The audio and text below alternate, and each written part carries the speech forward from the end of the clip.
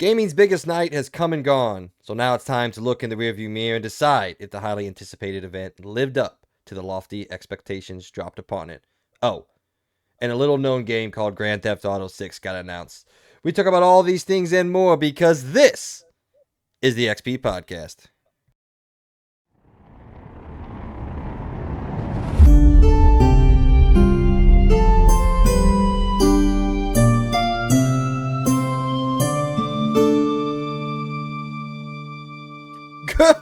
Good morning, evening, or afternoon. What's up, everybody, and welcome to the XP Podcast, episode 68 for the first week of December 2023. I'm your host, Mike Z, and joining me this time, technically for the second time, you met him last week on the Game Awards live reaction. You've heard about him a lot. He is the worst teammate in Call of Duty. Ladies and gentlemen, welcome to the XP Podcast for the first time, Mr. Andrew S. How's it going? What is up, everyone? It's almost like I just saw you guys, which I did, so it's great. Actually, you didn't see any of them. They saw you. Just want That's to, true. They saw me, yeah, just want but to distinction. I had more knowledge to drop, so I thought I'd hop on the show. No, I got asked, and I like as anything I'm a boring life. I have nothing going on, so why not? So doing Yeah, yeah. late inclusion. Logan bailed. No, I'm just kidding. Logan's busy with life and all that, so he'll be back. On the wrap up episode of the year where we get together with the rest of the XP boys and we go over the Fantasy Critics League, Open Critic Prediction Battle, and all that fun stuff. And we talk about the year in general that we've all had. So he'll be back for that after the cruise I go on. Speaking of cruise, we are rocking the Hawaiian shirts today. I'm rocking Batman and Joker. Andrew's rocking. I just put on whatever one I had. The Tim the Tatman Baja Blast shirt that he had exclusive for his channel. So Well, yeah, it looks brilliant. So, nothing exciting. all right. Size week, man. I talked to you Uh, literally last night. well, I mean, you've talked to me literally every night. I mean, it's been every night since Thursday. That's why my significant other calls you my boyfriend. So, hey, it's 2023. Everything's open now, right? We should be accepting everything exactly. Week has been okay. As Mike will talk about it, I'm sure at some point we're getting our school done. I am a senior. I forgot what Mike's classification is. I don't Consider him a even senior. know. I consider him a senior because he's older than me, and I can't think of him as a freshman. This is weird. No, So we're all seniors here. We're all seniors here. I'm a junior at the lowest level, but I consider myself to be a super plus plus senior. Yeah, basically a senior. So as anyone that knows about it, it's hard. These classes they don't get easier. So I've been trying to get through that. But we're almost done. I think I've got one more exam to take that opened up today. I'm gonna take it tonight or tomorrow. I've just been working at the school as well, wrapping that up, and then I'm actually going to be starting and joining Mike and the likes of Lowe's here soon. Well, So you're not very really excited about joining me. You're working in the worst part of the store. So that. have fun with all that. We're still hoping to get you outside for the summer months, but we'll see how all that goes. Hopefully they don't Which, fall in love with you out there or back there, I guess. I hope whoever that Rudy guy, he seems like a chill dude, so we'll see how that goes. Well, I don't want to talk. Well, never mind. He's definitely not going to watch this. He's kind of a dickhead, so he told a cashier that she couldn't wear fur boots. Who cares? They can't see that. Who cares? But he doesn't give a crap about anybody walking around in fucking sweatpants at the store, which is also not allowed. But gotta tell that girl she can't wear fur boots. You know. I hate. So we're gonna see how that goes. We're gonna see how that goes. Yeah, but if you think about the managers before at the other store wasn't any better. So we'll see. Oh, that's about Lowe's. I was like, my managers were great at the other Lowe's. No, Target. Target sucks. Yeah. Target can go screw itself. How do I want to phrase this? Target sucks the biggest donkey balls you can imagine. So, at least that one. We've just been trying to get that done. I'm spending all the time I can with Mike. He's leaving in 2 days, so I'm gonna be really bored for the next 2.5 weeks. No, you'll be fine. Shut up. I'm gonna be bored. What are you talking about? You're gonna be on a cruise ship visiting 8 ports in 2 weeks. Are you kidding me? Come on. 4 ports in a week. Wow, you literally Whatever. doubled everything. Ugh. So yeah, no, I guess you never really introduce yourself to the people, like who you are, what's your gaming Yeah, habits, all that stuff, other than sucking at Call of Duty. we don't need to talk about that We because do. thankfully for us, Call of Duty is over. I mean, we'll throw a quick jab in there. We are not playing. I've heard things about. I did hear a rumor that Verdansk was gonna make a return. That is the only way I will play it again, and it's free to play Warzone. I will not spend more money on COD, at least for the time being. This year has been horrible. So, but yeah, about me. Let's see. Obviously, my name is Andrew. I live here in Memphis. Well, we'll call it Bartlett, but it's basically Memphis. It's not Mike Memphis, but it's close enough. Um What does that mean? you could let's just say I get a little scared coming to your house, but that's we don't need to talk about that. My dude, my house is perfectly safe. Nothing's ever happened. Other than the kids I might run over on the way because they're just playing out in the street. I Yeah, the can't see kid, them going over that the hill. kids don't give a fuck around here, dude. um I go to the same we go to the same school together. We did work together at Target before we realized Target was toxic. So we've gone our separate ways, but we will be working again. I'm originally from Chicago, Illinois, the great state of Illinois. Um, and then I moved down here about 5, 6 years ago, around there, to Collierville, and then now I'm here. Hobbies are number one gaming. I don't really do anything else. I fell in love with it back in, geez, when was my first one that I played? First game I ever played was on the original PlayStation. Um, Crash Bandicoot. I fell in love with that game. Hell Love yeah. it. And then my parents like, well, we have an even older console. I was like, what is it? It's like the Sega. I said, are you kidding me? Give me that. So I played that for a while. Um, which reminds me, Mike, we need to go to that store I was talking about that has all those old gen games. Um, and then from there, my first official console was the 360. You play the original San Andreas. But the one thing that I get harped on a lot was I was a big sports gamer. My first Madden was Madden '05. Cover athlete was God, who was that? It was the Seahawks. Do we know who the '05 was Ray Madden Lewis. was it Ray Lewis? Man, '07 was Sean bad Alexander for the game. Seahawks. Okay, so '05 was great. Yep. Um, Don't at me with my mid 2000s Madden uh, knowledge. I'll know it. but no, so even those Maddens before, like that was fun as a kid. So I played those all the way up. I did get into 2K a lot, but 2K's 2K. I got sick and tired of it. I got a lot into soccer, and soccer has actually been great. That's the one I will play now and again. Same with MLB The Show. Those two are games that come out consistently every year. Especially MLB The Show being a PlayStation Studios game. I, they actually know what to do every single year. So still Yeah, sports, so you can harp on it. the same thing they do every year. Just iterate. um, but since meeting Mike, I have gone away from sports. He's telling me, hey, there's other games other than sports. I like to think So, I'm a good influence, so um, I wasn't flexing. I'm adjusting my chair. no, I played Fortnite when it first came out back in 2017, 2016. Was it 2017, 2018? I don't remember. And then we took a Fortnite? big break from that. Yeah, Fortnite. I think that was 2018, 2017. 2017. July Mm. 25th, 2017. So we But played that when that first came the out. the Fortnite that we all know didn't come out till September because if you remember the game first came out and it was like this builder slash defender game Yeah. and Yep. nobody cared. Nobody Originally cared. called Fortnite Save the World. And then Battle Royale came out and now that's just Fortnite. And that was when it was $30 to buy that game.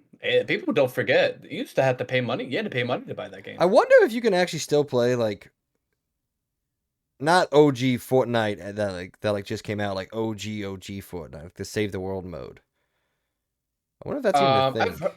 I've heard things that they're gonna try and because with the big boom of Creative 2.0, I think anything is possible with using Unreal Engine, and then all their latest software that they use at Fortnite, Epic Studios, Epic Games.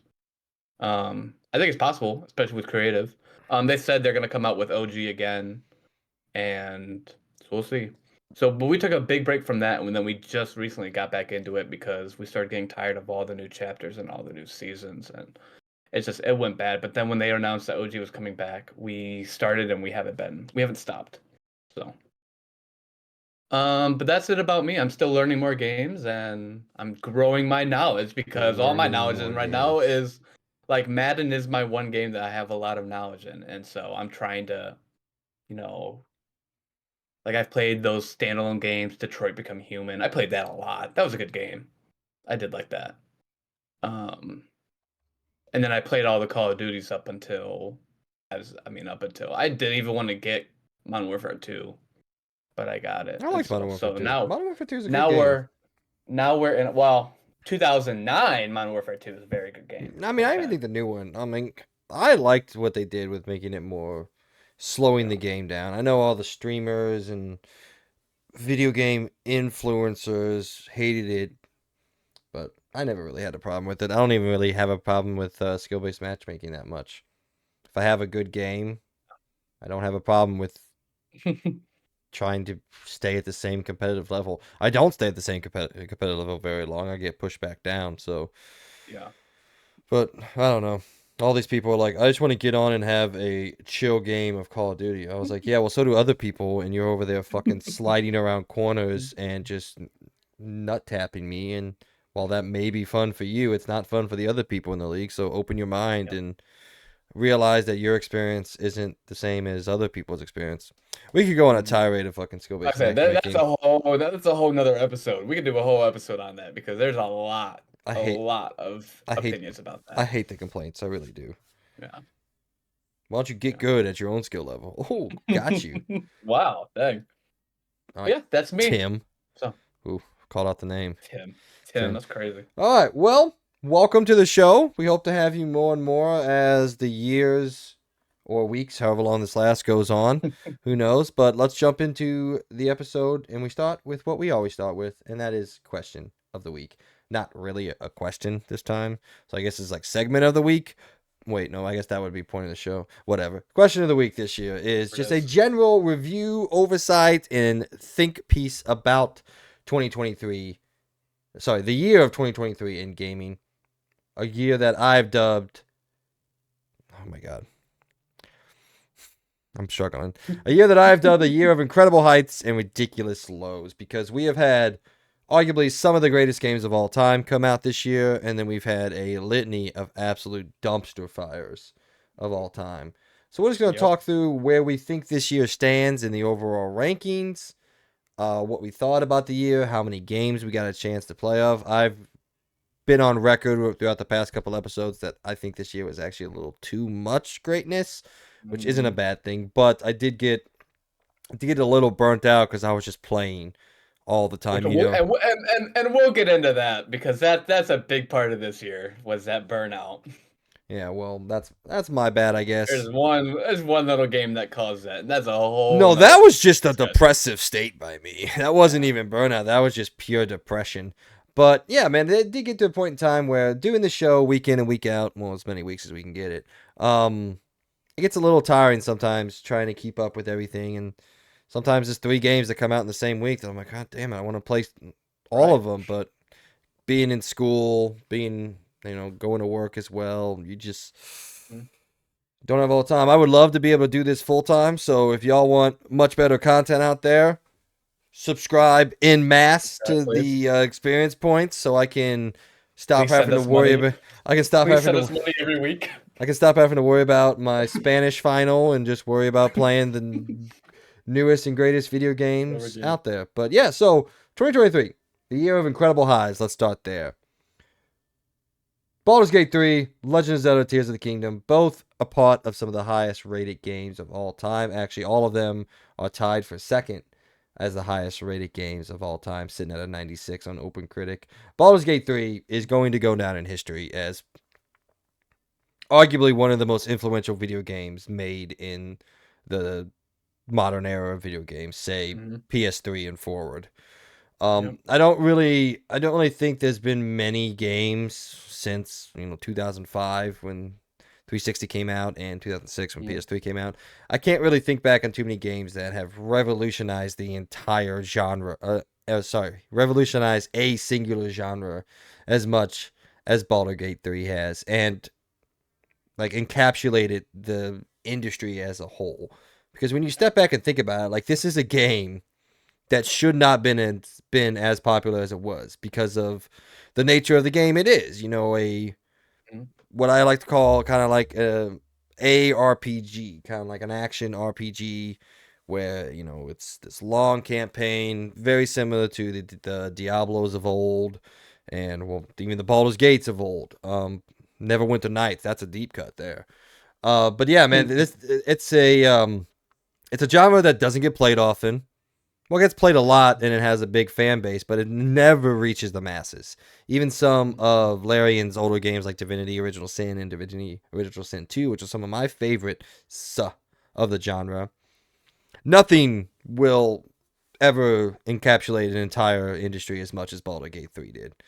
Which is Well, funny that's because it absolutely fucking steamrolled oh, Starfield they when it did. came I out. mean, It it was steamrolled Starfield. It buried it, what do dude. we what do we call it? We call it 2022's Elden Ring. They did the same thing at the Game Awards that they did last year. I mean, it took home Well, it took home just about every award it could. it actually didn't clean up as much as I thought it was going to, but we'll get into that in Yeah, there the were point of the some show. surprises. Yeah. Yeah. The last game I can recall that I played that was like Baldur's Gate, if you think about RPG campaign based exploring and play with your friends, would Destiny 2 count as that? I mean, yes, it's No, I'm campaign talking based. about mostly like the asymmetrical viewpoint where you're looking down on your characters and you're clicking the Oh, move and all these other yeah, things. I guess action RPGs are bad. I guess it's more like yeah, asymmetrical RPG because yeah. asymmetrical is like Okay. the naming for like when you have the camera above head, like Yeah. original Dragon Age and all that is like an Yeah. asymmetrical RPG. Well, then that beats the case. It's literally its own game. It's nothing we really have seen before. Well, no, we see a Now, bunch of them, just nothing this big. yeah, Like I said, there's quite a yeah. few.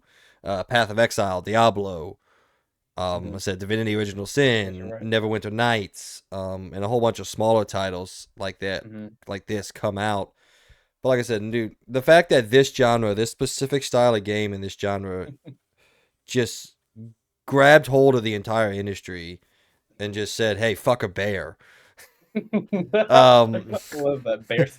is something like I said. I don't think we'll ever see again. We'll see big Yeah, games come out, and we'll see games make the waves and all that. But the fact that this game in this genre at that time of the year stole everything's thunder is something that I think is to be remembered, and I probably won't ever forget it. mm-hmm. There's a few instances like that I just don't forget, like Skyrim's launch. I'll never forget Skyrim's launch and the air around that game.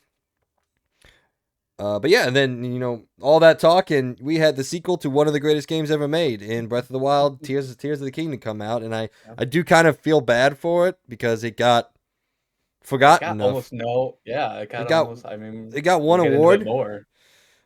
Hey, it didn't get forgotten as much as Spider-Man 2, and As they did, people are very people are. mad at that. And I'm glad that's our point. I mean, there's a lot to go into because that one of the greatest, probably the best PlayStation exclusive that came out this year, and Well, it's the it only first wasn't it party. wasn't It's the only first it party wasn't PlayStation game. yeah, There was and it no wasn't other first party game come out was this year. for how great and how much it was getting talked about when it first came out and how popular it was, and just get one award. Like that's like there people are saying like it'll get what are the other award shows that games can like get nominated for? Like I think Now is it this the Emmys? Is there another? There's like a no. I'm trying to now. I Emmys gotta are go for through my. TV shows, but all right. But now I gotta go through like performances and stuff like that. Like No, some games will get. there's the Dice Awards in Okay. January that I watch every single year. There's not like the announcements and all that that the Game Awards does, but there's the Dice Awards that are pretty respectable. That's the develop. That's like the awards strictly from the developers, not from journalists. Okay. So Okay. that one means quite a bit as well. There was another award show earlier this month, or maybe it was last month. Yeah, I think it was last month sometime, but I didn't watch it at all. Okay. But yeah, I mean, the Game Awards is the big one. It's the Oscars of Yeah. the video games. Of the video games. Jesus, I'm 80. It's the Oscars of video games. So, but yeah, man, Baldur's Gate 3, Legend of Zelda Tears of the Kingdom at the top of the list. Just landmark video games. And I can just go down the list here. Resident Evil 4, a remake to one of the greatest games ever made. I feel like does the game justice as much as it could. There's a Mhm. couple parts as a deep fan of the original that I wasn't super happy with, but Street Fighter 6, one of the best fighting games we've ever seen, the best Yep. Street Fighter game we've ever seen. You know, the arguments to be made. A new 2D Super Mario Brothers, no matter how much Logan wants to hate on the game, it is a masterclass of That was 2D game amazing. design. Marvel Spider-Man 2, the sequel to one of the best superhero games ever made, comes out, and I think is a fantastic game in its own right. It's a little overrated, I think, at 91.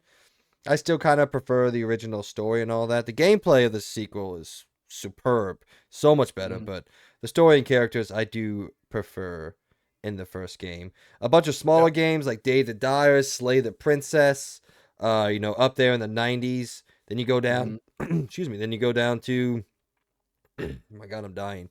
Phantom Liberty, the Cyberpunk 2077 Yeah. DLC, you know. Yeah. Can we talk about? We want to talk about that comeback? I mean, that's probably one of the best turnarounds I've seen from a game standpoint. I remember when I first played it, See, I was like, "What is this?" I would put No Man's Skies turnaround a little above that because Cyberpunk was Yeah. already huge when it came out from a super respectable developer that Okay. people expected it to be what it is now. Whereas No Man's Mhm. Sky, when it came out, it overpromised and underdelivered exactly like Cyberpunk did.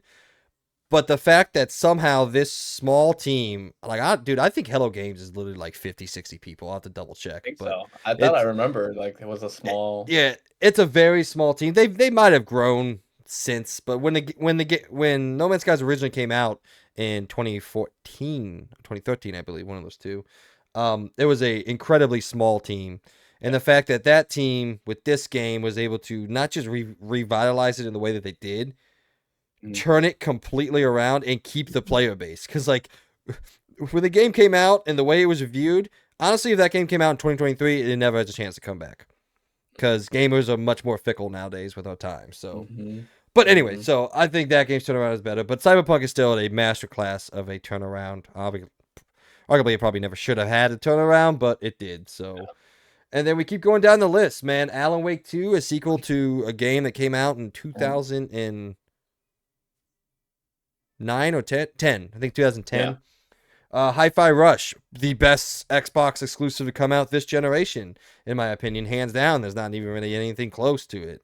Dead Mhm. Space remake, another remake of That's a amazing. phenomenal video game that I loved. A remake that does it complete justice. Sea of Stars, a new entry in an old school J RPG style. Um, I, I mean, Diablo 4 is scored high, but I know people hate that game, so Oh, I they won't were say not it too a much. yeah. And then some more smaller games like Cocoon come out. Dead Cells Return to Castlevania, another great game. Pikmin 4, the long awaited sequel to a very beloved franchise from Nintendo. And then, the next entry in one of my favorite franchises of all time. Probably, I could, as I sit down and think about it, it probably is my game of the year in Final Fantasy 16, a game that I was absolutely floored by so many times. I played the game for 86 hours and still more And now on that my new game that plus. I mean, and it has you wanting more. I mean, it's crazy. That's because now you got Rebirth coming out next year. I mean, it's the Final Fantasy is not going to stop. It's not going to stop anytime no, soon. Final. I mean, I love Final It's always Fantasy. going to be something. It's It's going to my, be something. it's my favorite. It's one of my favorite franchises of all time. Historically, probably my longest played franchise. I mean, I started Hmm. all the way back in PS1 era. I think next longest is probably like God of War, but didn't come out to 2005. So, and like I said, I think Final Fantasy 16 is a masterclass of a video game. Does it have its problems? Absolutely. Most games do have problems, but the highs of that game are at a level that I just don't think people can quantify unless you play it. Like when everything comes together, when the music comes together, the story and narrative comes together, the characters come together, the visuals, the action, when everything comes together, it creates this like perfect little glove of gaming that there were multiple times where dude, my fucking jaw was just on the floor. And that is kind of pieced together in between some more boring sections of the game that kind of drag on probably a couple hours too long. But what is just a fucking masterclass of a game. Let's not forget, everyone. Let's not forget what Mike did when that game came out. He was MIA. You can't put it any other way when that game came out. I remember, hey man, hopping on tonight. I'm bored. I was up in Illinois doing my internship. I was bored. I was just gaming, and I was up with my other family, and so we weren't really doing anything. Like, hey Mike, it's nothing. For at least a week, you couldn't get a hold of him. It was crazy. He was working. If he wasn't working, he was on that couch just fully immersed. So That's pretty much that the one. game that made me drop out of my summer semester in college because like I know this over that. And then we go Armor Core 6, Fires of Rubicon. You know, a sequel to a long dormant franchises from a developer that people love who have gone on to make bigger and better things. Mhm. Come all the way back around and give us the next entry in a franchise that people love, and I can't wait to finally get around and play it. And we have Starfield. I've I've spoken to my Uh, blue in the face about Starfield, but it is highly regarded, 85. it It is. is a great reviewed game, and I know there are its defenders, but I feel like that sits very similarly to something like Diablo, where the ratings are really high, but I'm not gonna say the general consensus because again, it is pretty back and forth, but there is a lot more questions about the quality of the game. I would say Yep. I don't want to I There's don't a want to lot get of into a opinions fight. out there. No, there's a lot of to break it out, there's a lot of opinions out there. People that had issues with. There's people that didn't have. It appalls me. There's people that didn't have issues with this game. I'm like, do you just have the perfect PC? Because everyone I knew, including myself, my nice $500 console that I was supposed to buy would drop the game. It was just dead there. I mean, I had friends that play the game, save their game, and then they would load it in again, and their whole save file was corrupted. He was 24 hours in the game, and he had to restart. I mean, if that happened to me, I would never I play would again. not. I I wouldn't pick it would. up I again. would. I would not have known how that game ended. So yes, we could have like the general consensus. We could have our own show about some of these things because there's so much that went Oh into yeah. it, and there's a lot of opinions. I'm I'm glad Logan's not out here trying to. Sorry, Logan, but I'm glad you're not out here trying to defend this game because it's No. crazy. Credit to But I Logan, value. and I think that's I something like. that him and I have He developed had. as we've done the show for I mean, we're in a year and a half now of doing the show pretty Mhm, much, and he says that he loves the game and he defends what he well say he likes mhm, the game. He defends what he likes the game, but he does admit that there's plenty of problems, and that's something mhm. that both him and I think we've developed pretty well. There's only a few Yeah, games that I've ever really played that I have almost no issues with, and those all usually make it into like my top 10 of all times, like yeah. 2018 God of War, Skyrim, Resident Evil 4 OG, the original, Hmm. and even the remake to a point, but I do have complaints about the original. So Yeah, I think Logan and I have done a good job with developing kind of like our way of talking about games in a more, I don't want to say business way, because that's not what I want the show to be. I want the show to be yeah, communicative and fun, yeah, but in a more depth and fair way. Because yeah. I Don't could worry, sit Logan. I could sit up here and say that God of War Ragnarok is a better game than anything Xbox has produced in its entire history of existence, Yeah. but that would be a reductive statement because Halo is one of the most influential video games of all time. But I do Yep. think God of War Ragnarok is better than any of the Halos, regardless of how much I like them. But like that's just my opinion, and other people don't share that opinion. All right, continue on with 2023 and Yes, we're still not over. Andrew's game of the year, Star Wars Jedi Survivor, also came out earlier Uh, this year. love it. Fantastic game. Hogwarts Legacy. I know we're not supposed to talk about it, but I don't give a fuck. The So, game that should not be named. yeah. I feel my number one consensus. I feel bad for them because an amazing overall game. Just looking at it, I haven't even played through it all, so I only have a few opinions on it. It should have been up for something because I had fun. I've had fun so far. The game looks amazing. It looks amazing and it runs well. It should have been up for something. So I don't. Should have been up for quite a few There's things, a but we're gonna get canceled if we there. keep talking about it. Yeah. So, exactly. And we finish off with Mortal Kombat 1, the next installment, a great installment in its own right. Kind of got overshadowed by Street Fighter a little bit. And Yep. a remake to one of the better JRPGs of all time in Super Mario RPG. And then also there's Forza Motorsport in here, but I don't like it, so. We don't need to talk about that. And then but think about, we're just talking about games now. Then you talk about everything film that came out this year based Well, off of the games. we're just talking about game. Well, oh yeah, Okay. the adaptations, yeah, but The adaptations. I mean then going down the list to not as well received games, but there's Liza P that people loved. There's the fucking why can't I remember the franchise? There's RoboCop game. Redfall. Redfall. Can we Okay. talk about Redfall this year? Oh, hold on. I'm getting to the bads, all right. Then there's smaller Uh, titles on what I feel like is kind of this renaissance of the more double A video game. You know, we talk a lot about independent games and triple A mhm, video games, and I've always missed kind of the double A games. One of the games I go back to time and time again is Manhunter. It came out in 2019 or 2020, one of those two, and it's I loved that game. I could platinum that game. It took about 16 hours if I remember right, and it was an awesome game where I played a fucking man-eating shark, and I got to jump out of the water and eat civilians, and the game was great. And you know, RoboCop falls into that kind of double A category, and I think we're beginning to see kind of the renaissance of that understanding that games don't have to be The Last of Us. Not every game that I play, I want to be The Last of Us or God of War or one of these $250 million AAA just polished to a fucking sheen of a video game. Sometimes I want to play a mhm. game where I jump out of the water and eat a human being as a shark. That's all. And I think both of those things can be true at the same time. So yeah, overall, those games that we talked about, the influentialness of them, and just the experience of playing them, essentially week in and week out, I could easily say 2023 is the greatest year of highs in video games I've ever experienced.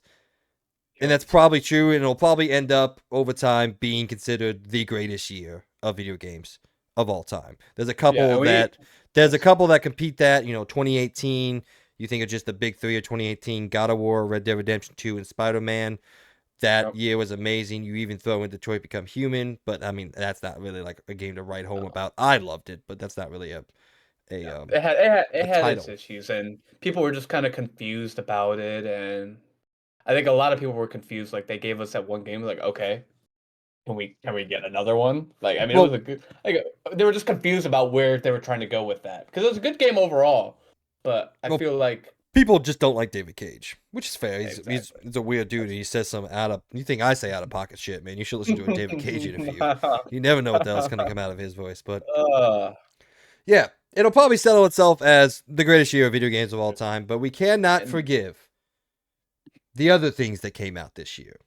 We start the year with For Broken, a game that is a AAA video game that came out and it was a disgrace.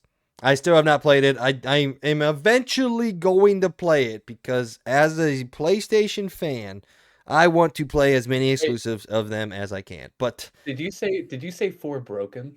yeah, I mean it's a Isn't fucked it game. force? Isn't it Forspoken? Yeah, but it's called For Broken. Oh, okay. Where's my light bulb? Can we get a? Yeah, sure. Um, Okay, sorry. yeah, For Broken, also Okay. known as Forspoken.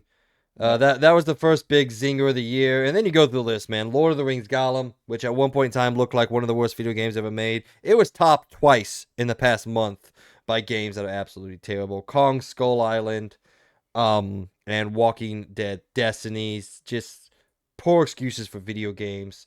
But albeit smaller games that I don't think many people expected anything from. But even if you go to the big games, you got Payday 3, huge disappointment. Logan's a big Payday fan. I don't think he has any want or willingness to play that game. Overwatch 2 came. Well, that's 2022. What the fuck's I doing in the list? I was looking at the wrong list, I guess. Do do Well, do I do remember do. one in February. Was it the end of February? We need to get, who is it, Worthy on here? He's a Destiny 2.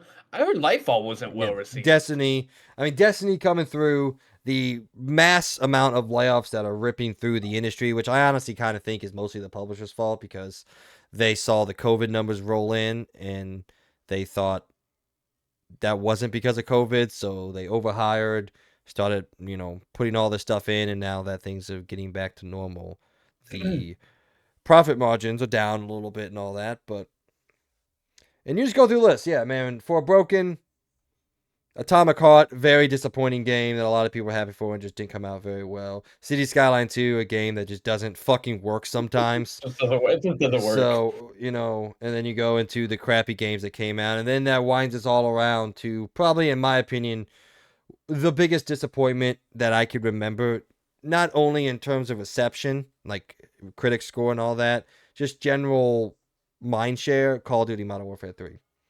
I Yeah, mean, I don't think there's that any was that. there's no ifs, ands, or buts, no way to dance around it. It's the worst Call of Duty ever made. Hands down. Like, there's no It question was. about it.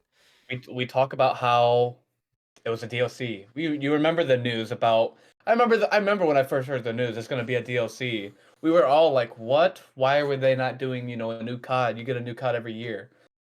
And then they decided to agree with the fan base and do what they wanted, which turned out to be the worst thing they could ever do, is listen to their fan bases here. Because what we got out of that is one of the worst games I've ever seen. The fact that I search and you go and search Call of Duty Modern Warfare 3 2023 campaign playthrough. The time mark is 4 hours. I love that Christopher Judge made that joke. 4 hours. I mean, My you God, remember did wanting to. you see the response to his joke? They were, People are huh? mad. The Yeah, developers are mad. General, just audience people, whether they're the Call of Duty defenders or not, I don't know. I didn't look into it because I don't care. I the thought the developers joke are was bad. I They thought that, get it. yeah, I thought the joke was fucking hysterical. I laughed my It's ass just, off on the episode. You can go back and watch it. you Um, and yeah, just all of that. Like I said, the year will probably still settle as But crap. that's one of the best letdowns. That's a worst way to end a year like this. Is have Oh, that come out. I think that's one of It was the worse. big letdowns. Not in terms of my own opinion or my own, feeling of the game because I haven't played it because I don't care. But I think it's one of the biggest disgraces in modern video games. So, in Hmm. terms of my own biggest disappointments, like I've said it time and time again, I don't think I've ever been more disappointed with a game than I was with Starfield, and that's just not even from me having over expectations of it. That's from me going into the game expecting a Bethesda video game, expecting a game that looks the part, that plays the part, that is designed the part. And that's the biggest key for me. I think Starfield is a travesty of video game design and It's just engagement. The it's just game so funny. does nothing to engage you in its world, in my Yeah. opinion. I could go It ma- I could go for hours on Starfield. it makes it so funny because guess what what came out that same day on PS5. And that makes it so funny to me. That Well, came I out mean, the to be exact fair, same day. it came out a month before on PC and all that. Yeah. So But it's just so funny that it shares the same release date. It just overshadows them because it's such a bigger game. yeah, Um, I mean, I remember the hype. I spent $30 so I could play it early, and I'll say throughout this year, I don't think I spent $30 on something less exciting, to say the least. I think anything I bought for $30 here I've done a lot more than what I've done with Starfield. Um, I mean but again, these are just opinions. I mean, the simple fact Logan, like we is, said, had a great time. yeah, yeah. I mean, we put like I think he said like 70 hours in it. It's a Put simple 70 fact hours that into it. for me, someone who loves Bethesda, who's loved all their games. Okay, I'm talking about like game studios, not like all of Bethesda. I don't even really Yeah. like half of Bethesda's games, but specifically BGS. Um, I love most, if not all of them. And I put 12 hours, forced myself to play 12 and a half or so hours over the course of like 2 weeks. When in the very first day and night that Skyrim came out, I put 16 hours into it. Yeah. There you go. I know me and I know how I play games. And if I'm into something, if I'm liking something, I don't not play it. Like you mentioned with Final Fantasy 16, I disappeared because I was fucking loving it and I couldn't put the game down. Like if we could put it MIA. Like I think I talked to Logan more that week than I talked to Mike. I had talked to him. That's crazy. And I do We were feel like, where bad is he? because, like, look, I love getting on chat with you guys, just hanging out. But when I'm playing a story based game, it's really hard because like I Oh yeah, envelop myself. The it's like yeah you're the trying to listen to the story. It's just shut the fuck up, Yeah, the sound please. design, the being in the world, and Final Fantasy is one of those games where they delve out story information through gameplay and all that, Mhm. through conversations with people. So I was like, I can't really get online and talk to them because I'm just going to be muting them every 5 minutes, and that's not fair to them. But like I said, the year will settle. I'm confident in saying the year will settle as one of the greatest years of video games Did ever, we if not did we the miss greatest one? year. You This one. talk about Assassin's Creed? I remember when you bought that off we bought that off the whim when we were at Best Buy. It turned out to be a I you didn't say buy it. okay? I didn't buy it off a whim. I had made up my Yeah. mind to buy it, but no, I mean, I don't think that's one of the top games. I mean, shit, the VR game No. that came out got better scores than that. I love But Mirage. Okay, I don't love Mirage. I uh, like Mirage a lot, and it reminded me of why I love Assassin's Creed. yeah, But I still have no fucking hope for the franchise moving forward because they're going to come out yeah. with the next 100-hour open world fucking snooze fest of a video game, and I'm gonna go back to hating my life. So, Yeah, it'd be great. all right, any But yeah, final overall, any final thoughts on 2023 in general? I know I I it's know a you didn't lot. really start getting into, Yeah, like, I guess I don't want to say my style of gaming because that yeah. seems super, what's the word? Not contentious. Well, I mean, if we go back at the beginning of the year, I wasn't doing in-person classes. I was working at Target full time. So I was either working and when I was home, I was doing school. So I wasn't really, and Fortnite was still the weird chapter season they had. So I wasn't really doing anything. There weren't really games coming out. A lot of that was me catching up on shows and movies and stuff like that. And then there was like one day in February, I think maybe. Mike is like, "Hey, I got this podcast if you want to subscribe and check us out. Pretty good. Like I know you because you were working back there and always talked about games and so it's like it wasn't until the beginning of this year until I first knew about the podcast. And then like I started watching and then I started playing the games that I saw them talk about. And I was like, oh, this looks cool. Let me play this. I got my page. I was like, let me spend like $140 and get two games and let me see what they're talking about. Kind of how I It's like you thought maybe I didn't know what I'm talking about when something I've been doing.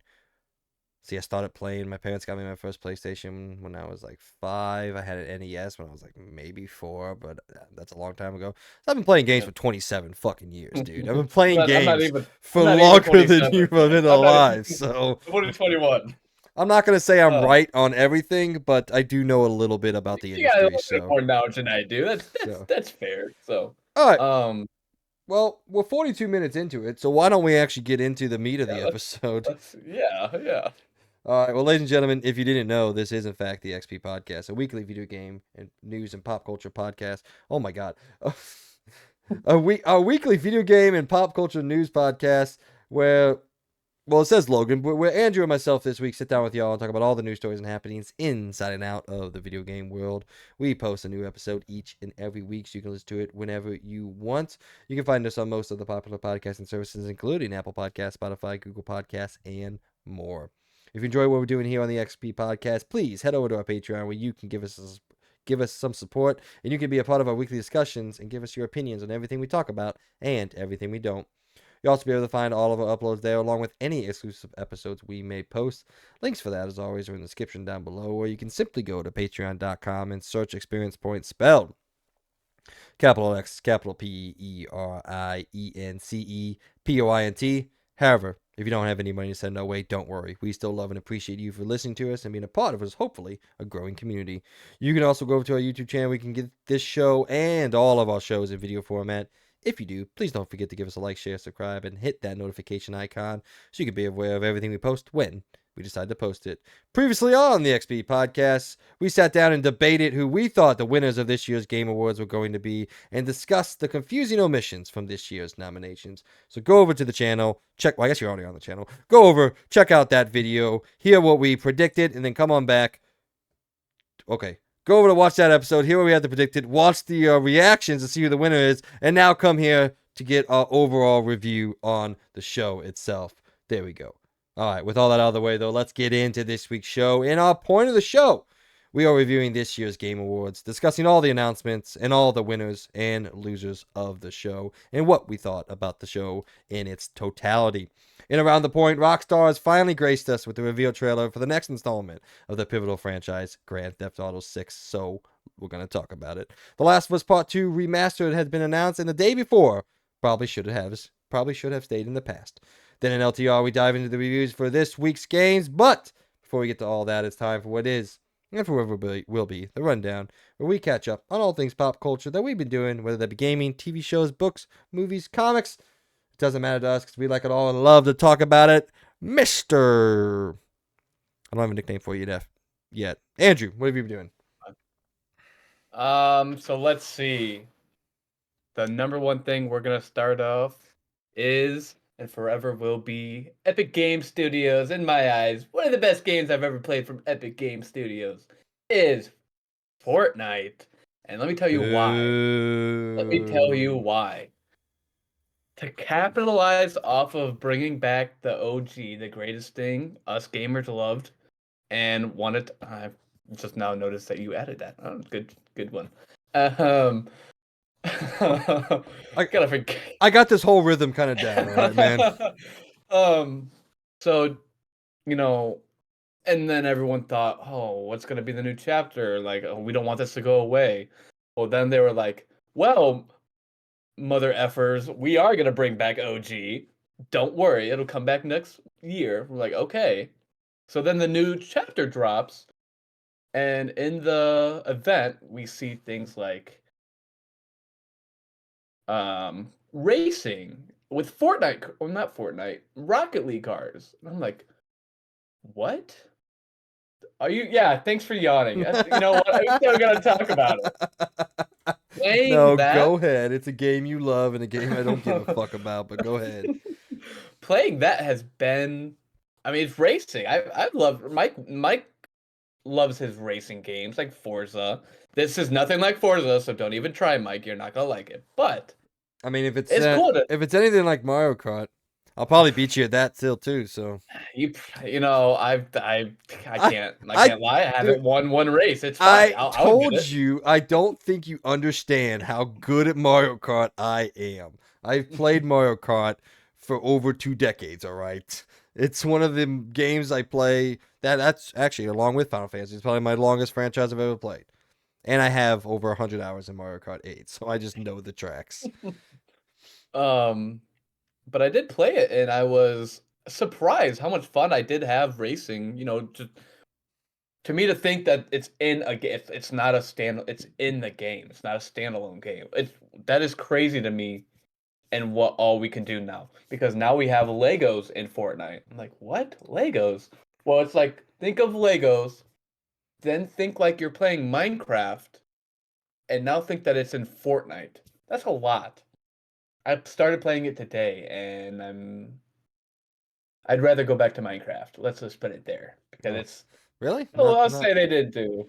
I mean, I don't know what you expected from a mode that's trying to imitate a game. Exactly. So, Exactly. I think it's cool that they got to add Legos into it. Um, but then we've also been playing the new season. Um, and they fixed things that we like. They fixed the movement in the game. excuse me. Um, it's a lot harder. It's confusing. The damage is different to where you'll be shooting someone, and it stacks the damage. So people are thinking, I'm getting 400 damage. What the heck? Why? How is he not down? What? It's like it's stacking the damage, so it's confusing everyone. I was like, trust me, buddy, you did not hit me for that much. That's just how it stacks. But we had a lot of fun, especially with everything that came out. The servers. I mean, there was always that when OG came out, that server had like a 30-minute wait time. When the new season came out, everyone to play. It was stuck at 2 hours to get back into the game.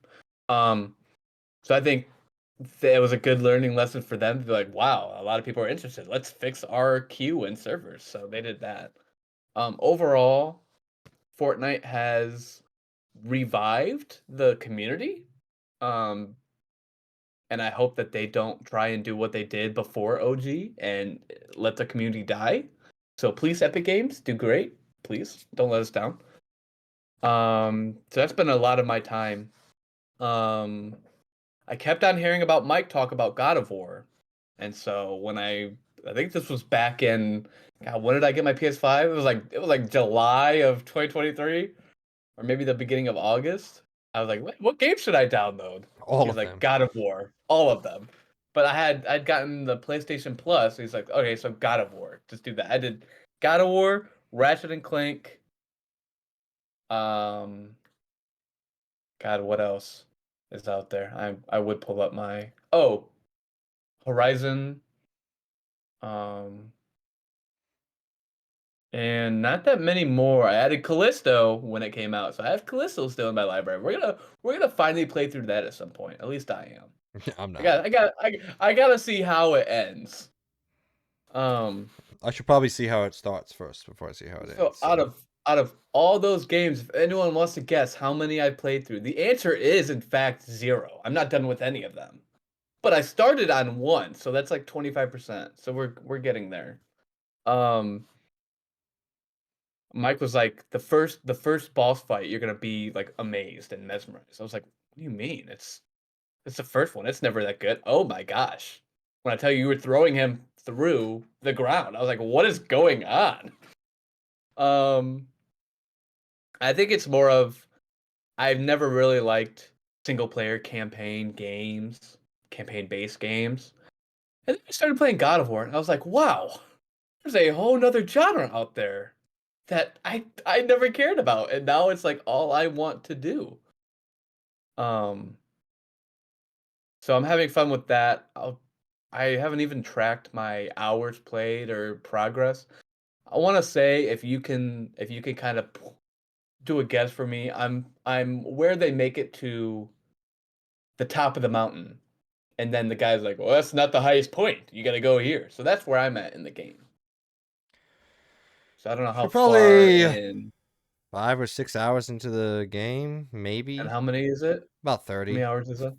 Oh, okay. So I'm like 25%. So we got I would something going say on there. the section that you're at now, in my head, is kind of the end of the introduction section. We're Oh my introduced to all gosh. the concepts, to all the characters, and now you go into the game. So I would say you're maybe Wow. towards the end of Act 1, and Act 2 is the biggest Wow. act.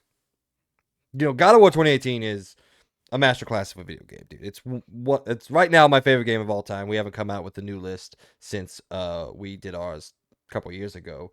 But you know, spoiler alert, either that or Ragnarok will probably still be at the top of the list. Well, I've now I'm just now I'm scared about playing Ragnarok. How long is that gonna sound? No, I'm excited to well, play. I'm Ragnarok's even excited to get this longer. game over. Ragnarok's about 40 See, to 45 hours. my God. So I'm excited to get this game over, and then I'm excited to play that. That's why I asked for Christmas, because my hopes are I get this game done before Christmas time. So we'll see. I'm hoping Unfortunately, to get I that game. unfortunately I will say, while it positions itself as a brand new video game. Well, I mean, it is a brand new video game, but it really is still just a game in the continuation of the series. And some Okay. of the moments that I love and cherish so much, and I hold to such esteem as some of the best moments in video games that I've experienced, are because of my knowledge of those old games. And if you haven't played at least God of War, the original trilogy, Ascension really isn't needed. But if you haven't at least played the original trilogy, then some of those moments aren't going to land. There's one in particular that will not land for you really at all unless you have some passing knowledge of the past games. It'll land tenfold times more if you have had those experiences. But Okay. so it's a game that again I hold in a rank that very few others can even reach and will ever reach. Yeah, I've played a bunch of great games this year, Final Fantasy 16 included, which has again some amazing high moments. Is it God of War? No. God of War's on a whole nother level of character, story, gameplay, just a culmination throughout its entire run that, in my opinion, very few, if any, developers could even attempt to approach. What's funny That's is and that's Phil Spencer said the same shit. He's like, I wish we had teams that could make a God of War. yeah. It's No, I mean it's overall great, and I and that if any of you out there are in the same boat as we are, I mean that is the tip of the iceberg of what I call, the backlog of games. I have a running list, and I've now added it because Pandora just came out. So I've added that one because I at least want to try it. We've we might get into that. We've heard a lot of things going on with that game. I at least want to try it because I'm a fan of Avatar. So I at least want to try that game out. But that's just the tip of the iceberg because the backlog, especially fueled by working all the time in school, the games that we wanted to play, we made sure we had time for, like Spider-Man. We could talk about how someone who shall not be named skipped a whole week of classes to play the game. Well, close enough. Who's that? I was at school and I was like, I didn't Mike, you want skip to go? a. You I want didn't to have skip food at a. campus? I didn't skip I'm a like, whole where is week. he? I skipped a Monday and a Tuesday and a Which Wednesday. is which is 50. It's okay. So that's 75%. 100% of one of your. That's 100% 75. of one of your classes. 75% of classes skipped. But hey, you know Uh, what? I beat the game. I got the platinum done in that's under true. in And under 5 days. So that's all that matters to me. like I said, I think I got it done 2 days after he did. So, but um, but the games that we weren't really interested in, and Mike can speak on it too. We didn't put time into it. If we had stuff going on, we had stuff going on. We added it to that list, and then we kept on going. So it's just a backlog that's developed, and probably games that I want to go back and play. I just have a running list, and I'm like, oh my gosh! And now 2024 is coming out after watching, and we'll get into the Game Awards. Everything that got announced. There's just going to be more that keep on getting added to that list, and like it's never going to end. Until I just decide to become unemployed and live off of the government, I'm not getting that list done. So we'll see how that goes. Um, God, and those are like the only games. What? You'll get it in a second.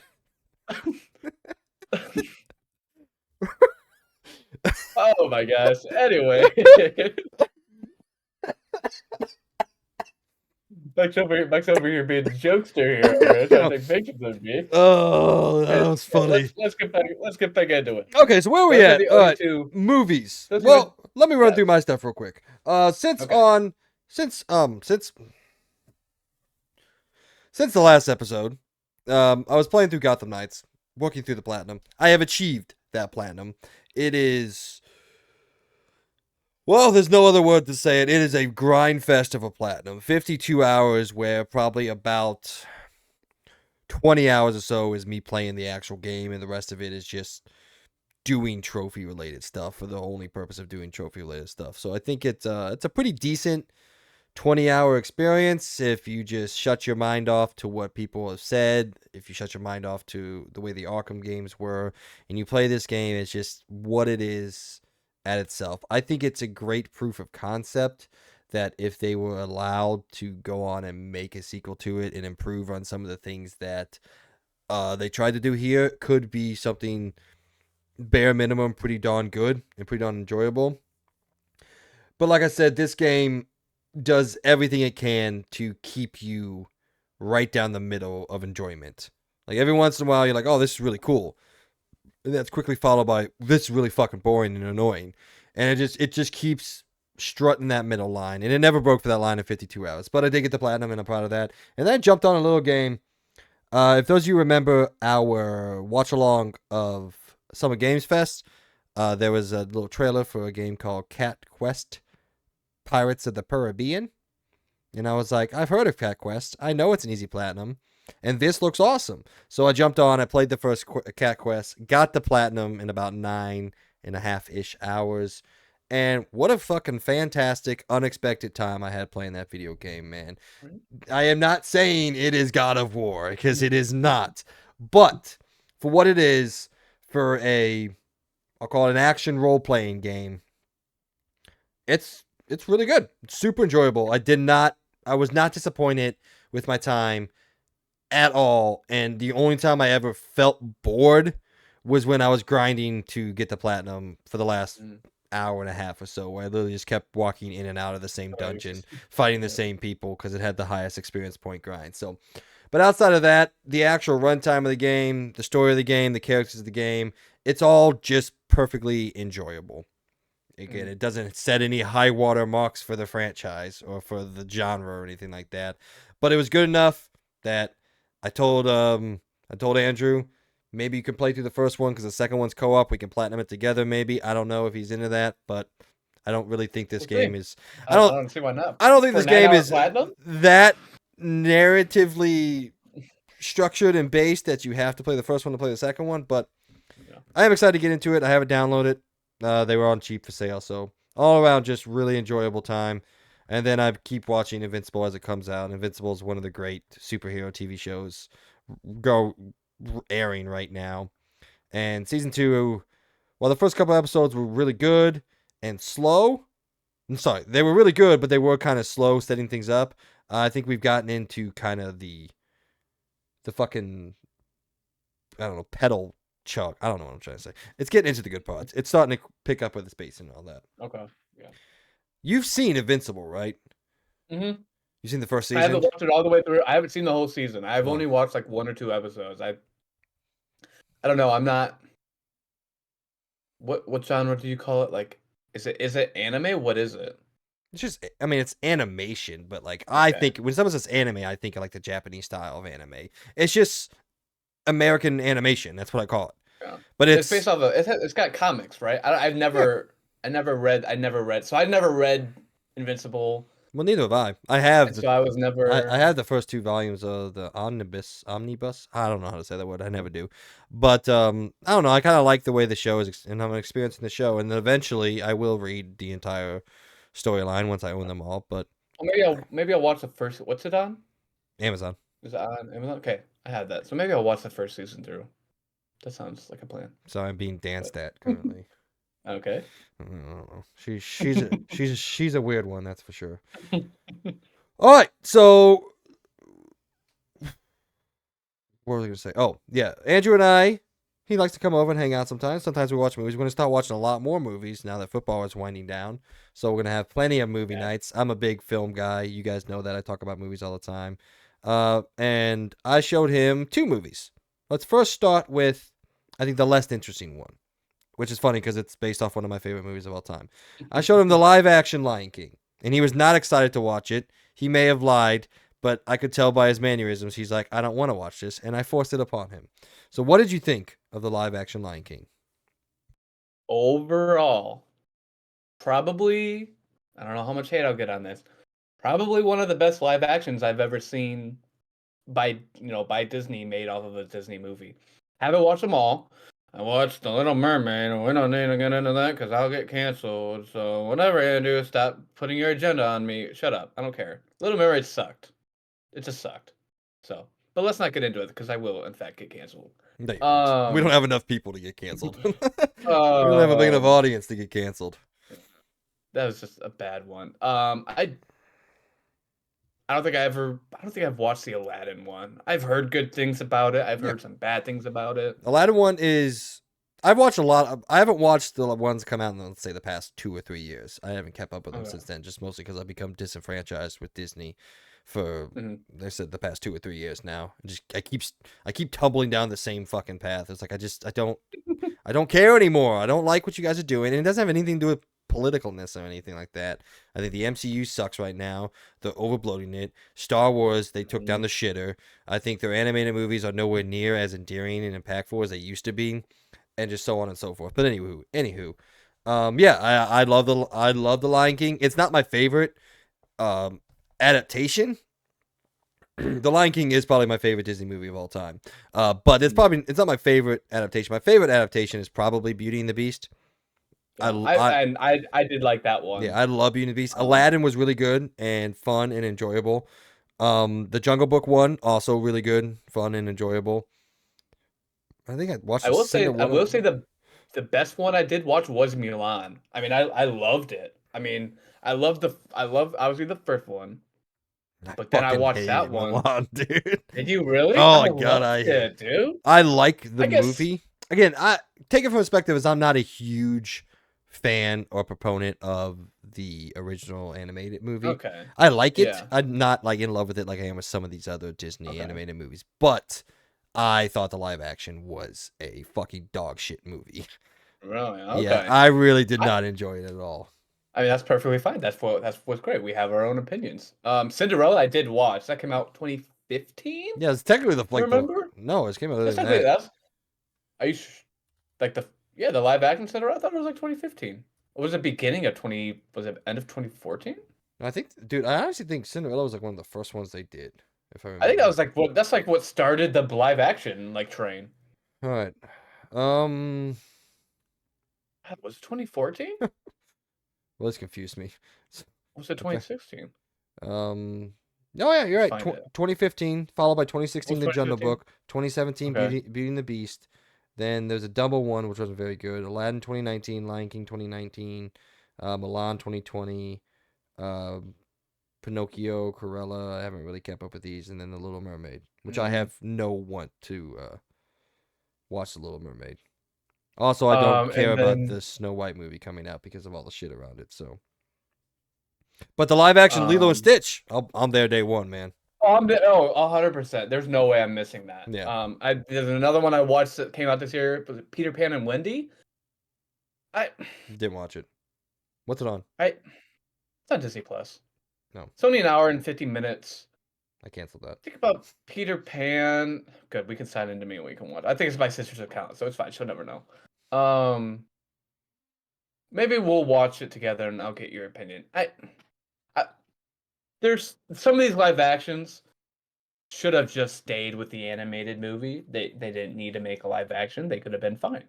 This is one I have a feeling should have stayed just because of the overall where they went with the casting of it. IMDb's got it at a 4.4, and Rotten Tomatoes has it as a 64. Metacritic has it as a 61. So I don't know if that really says anything. It was directed by David Lowery. Lowry, how you say his name? Lowry, yeah. So I don't know if that says anything. To me, it does, and it's just overall a game that should have stayed in production. So we'll keep it at that. But I do plan on watching more. I haven't watched. I don't know if you've watched Cruella. I've heard good things about it. I You want am going to watch it. you want to talk about some Um, absolute bullshit of a critical uh, response to a movie? Milan live action has a 66. Lion King live really? action has a 55. That's People stupid because people I did had not more fun like watching. people did not like the I had live more action fun Lion watching King. it. But overall, to answer the question, amazing movie. Um, Yeah, I who they mean, used to voice the characters was great. well, Um, outside of one, but yeah, but we don't. Yeah. Um, how they depicted the original story. I mean, like it seemed like there's some live actions I think that added stuff that didn't need to be there. I don't think the Lion King really added anything that wasn't there. Correct me if I'm wrong. It's been a while since I've watched the first one. they added a I don't know. couple things. Like there's that whole scene where Nala escapes Pride Rock, which I actually think is a really good scene. Super intense, super stressful, and all that. I think that's probably the best addition. And then there's just general other changes in kind of Yeah. reimaginings of scenes. I will say, for some reason, um, the entire song of "I Just Can't Wait to Be a King" was ruined for you because there's entire dialogue by Zatsu that's like actually really funny, and you couldn't hear it because for some reason the mix on Voodoo was like trash. I don't know what Yeah. happened there. That's never happened to me before, and I've watched that movie plenty of times. So, um, but yeah, I think my biggest takeaway and my biggest criticism of the Lion King live action is they really committed themselves to the style of realism, and they Hmm. wanted all these things to be real. And in that, I feel like there is quite a bit of emotion lost from the characters. My biggest point out is the Mufasa death scene. That's not a spoiler alert. Everyone knows Mufasa dies. The movie came out in 1994. Fucking watch it, all right? But There's I, no way if you're a good movie you haven't watched The Lion King. There's yeah, no way. 'Cause then you can't call yourself a pro and connoisseur or whatever you want to kind of call them. You sore. can't if you connoisseur.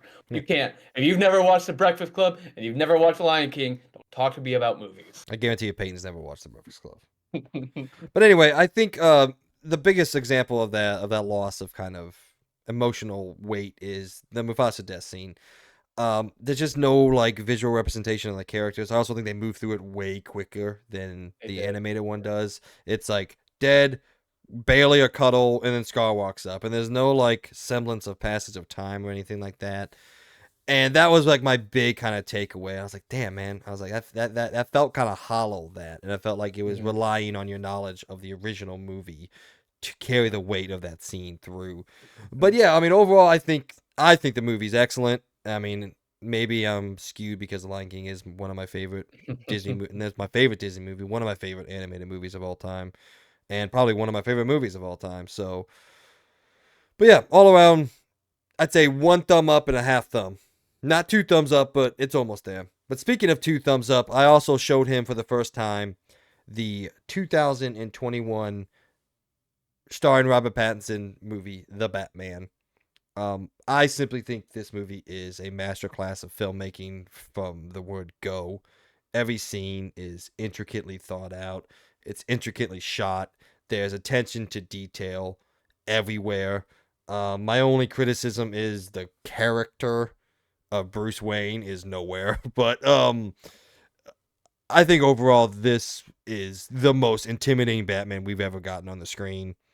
And while it's a long movie and you definitely feel that length from time to time, I think it's a masterclass of a film. So I know we talked about it a little bit, but go ahead and what do you got to But say? for yeah, for someone that never watched, and one thing about me, I've been for one that didn't know, or now they knew you didn't know because you've never heard me talk before. Um, I've never been the DC. I've been strictly Marvel. I've loved Marvel. The DC just never intrigued me, and I never read the comics or anything like that.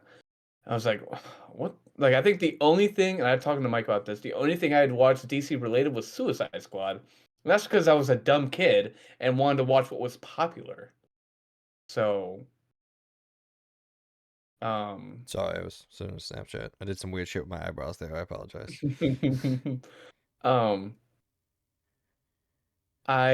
so coming off of having no experience of the DC, this movie was, intriguing as to like this is just the start of it. Like there's Superman out there, and then there's Well, the Marvel. Well, not the Marvel. I Sorry, that's I a whole different thing. I want to hold you back from your excitement. The Batman is its own story and timeline. It is not connected Yeah. to the DC Okay. EU in any way, shape, or form. It's got its own Batman, which is not very good, um, but yeah, man, I just, dude, I don't know, something about this movie. Like again, from the first fucking shot of this movie, dude. Oh, and it was cool to see. I like Robert Pattinson. I was as a man who grew up around female siblings. You can expect there was, especially Robert Pattinson, there was a movie franchise I was forced to watch through. And so that made me like him. Watching all of those movies of Twilight, I was like, oh my gosh. And then reading the books, I was like, who is this guy? And then watching him, it was cool. And I got to see him playing Batman, and I was like, I just love him as a character, so that was cool. Who else did we talk about? Andy Serkis. I love Andy Serkis. Um, Watching him on Andor, I was like, hey, I remember him. And so I had to like look it up. I think the casting, and you've got more knowledge of this, you're more movies. I think they did a good job on casting. I think Um, they did a great job of for casting. the people that played each role, they were amazing. Paul, is it Dano? Is it Dino, Dano? Is I it think Dano? it's Dino actually. I Yeah. don't know. As a Riddler. My favorite, and then my favorite scene is always the post credit scenes, but I'm excited to what they come out with next with, it's him in jail and he's talking to he who should now be named, oh, who is this? Obviously it's the Joker. We can talk about that. But talking to the Joker in the cell. Um so I'm excited to see, you know, what else they come out with, as now if Mike what I just heard was right, they're doing standalone out of DC, out of the DC, they're doing their own thing. Well, no, Um not all of them. I'm just saying just this one in okay. particular. Okay. There's Well the then the whole next one would be two, right? Because they yeah, did the it's in its okay. own universe. Shout out Okay. to Zoe Kravitz, not just for the reasons that you're all thinking. I think she's very good in the movie. She's really good as Catwoman. She's very prideful, but then also kind of, she needs Bruce and there's that connection to it. You as a guy who's not about the comics, this entire movie is ripped almost straight from the story The Long Halloween. It's a great read. I can lend it to you if you want. It is a really good. It's an old read, but it's a good one. And yes, she is fucking stunningly beautiful, so that helps. But she does do a very, very good job in the movie as Catwoman.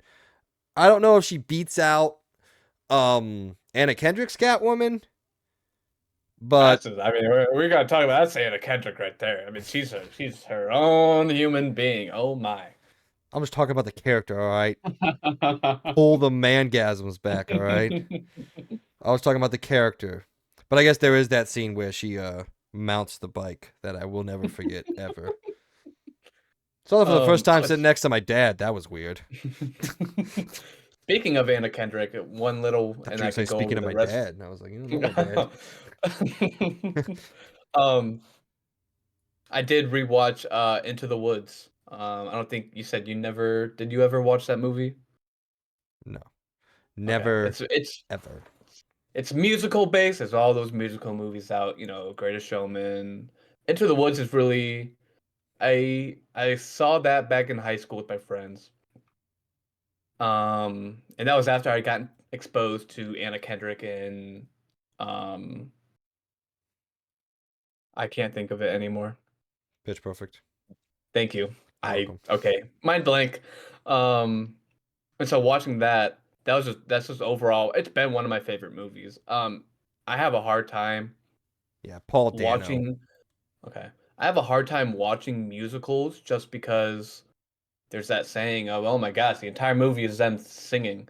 But I think with this movie, them forming it to be a movie with the singing, they did a great job. I think who else can I remember that's in there? 20 so it came out in 2014. I was a little surprised. But James Corden is in there. Emily Blunt, Meryl Streep, Chris Mm, Pine, love Johnny me, Depp is love me some Emily Blunt. the wolf there. So that's a good one. It's just, you know, a movie I had forgotten about and then finally rewatched it and I was like, "Oh my god, it brought my love back for like musicals." Because my favorite musical had been The Greatest Showman. I've always loved um well, first of all, we can talk about how Zendaya's in The Greatest Showman. I mean, she takes over that movie. And she had everyone just her performance in that especially there was like her and Zac Efron that were both in that movie. I was like, oh, like I don't know what they were thinking. I don't know who was coming up with this cast list for The Greatest Showman, but they were on crack because it was those two plus Hugh Jackman. I'll say it was literally He Hugh was Jackman. He was like the producer, the yeah, main producer behind it, because yeah. he wanted to make the movie for the longest time. I love The Greatest Showman. I will say. I mean, it's like he was on crack coming up with this cast, but overall, great job. Um, so that's just like brought my love back for musicals. So I'm gonna see a little bit more. Um, By the way, how the hell did we get on musicals? I don't even know where the We're talking conversation about is right now. we're talking about the movies that I was watching this week, and I said Into the Woods. They're a musical. Oh, we didn't put Anyway, that so on let's. here. Oh, sorry, I added it because we talked about Anna Kendrick. I'm sorry. All right, rewind. Two last movies. The Rookie. I hope you guys know about that. It's about a Wait, when the hell did 40-year-old we rookie talk that about joins Anna the. Kendrick? Um, when we were talking about what movie did you see that she was in? You said Anna Kendrick. Oh, Catwoman. She was a No, Catwoman. not Anna Kendrick. If I said Anna Kendrick, that's You my did bad. say. Anna You did Kendrick say Anna is Kendrick. not So Catwoman. who's the Catwoman before Zoe Kravitz? Because that's when you said Anna Kendrick. I Um, swear you said Anna I Kendrick. don't think I did, but I may have. But no. Oh, Anne Hathaway. I'm an idiot. Ah, I mean, whatever. Okay, rewind. Here we go. Beep boop. All right. So the last two I had on there was And a then before rookie. that, it was Michelle Pfeiffer. Yeah, I had the rookie. That's a really cool. You know, if you're into cops shows and drama, whatever. Love the My rookie. sister was. Um, great show. Um, what? Why am I blanking on his name? Nathan Fillion. Thank you. I love him. I love Nathan Fillion, especially he's in is it the is it the River? What's it called on Netflix he's in? Why am I blanking on all this? I don't know. You're Oh not my making gosh. you're not making a great case to come back to the podcast. Exactly. I'm just kidding, man. I'm Exactly, dude. joking. The Hey, I'm blowing River, it right here. He's in Castle and then he's in the Recruits. No, not the Recruit. no. I've seen the Recruit. I have no I know fucking he's clue what in you're talking about. Uncharted, the live action, and I know he's in Castle. But there was one more. He's actually But not in whatever. That's funny. He's not in Uncharted the live action. Is He he was not? in No, he was in the fan film Uncharted movie where he played Nathan Drake. What? No, he's not in the actual live action. That's pretty that's kind of insane. Okay. All right, so yeah, no, I am blowing it though. We can be fair about that. All right. Anyways, You're not I'm just blowing it, watching dude. that Shut up. because I'm rewatching that. Obviously we've had everyone knows about the news. They finally the strike is over. They're back to filming. So a lot of these studios, ABC, Fox, are releasing their lineups. They're letting everyone know, hey, like some of these shows aren't coming out until 2025. Be prepared. Some of them are coming out next fall. There's some that have even said, yeah, we'll have them in the spring for you. No, you won't. Go ahead and you can delay it now. It's fine. We'll be okay. And then the last one was Modern Family. I think it was Mike that talked about it. He said if you've never seen it, you should. Like he loved it. There's no way you haven't seen it. You need to watch it. It's I funny as finally hell. started watching it. I'm only 3 seasons in, but oh my gosh, like this has exposed me.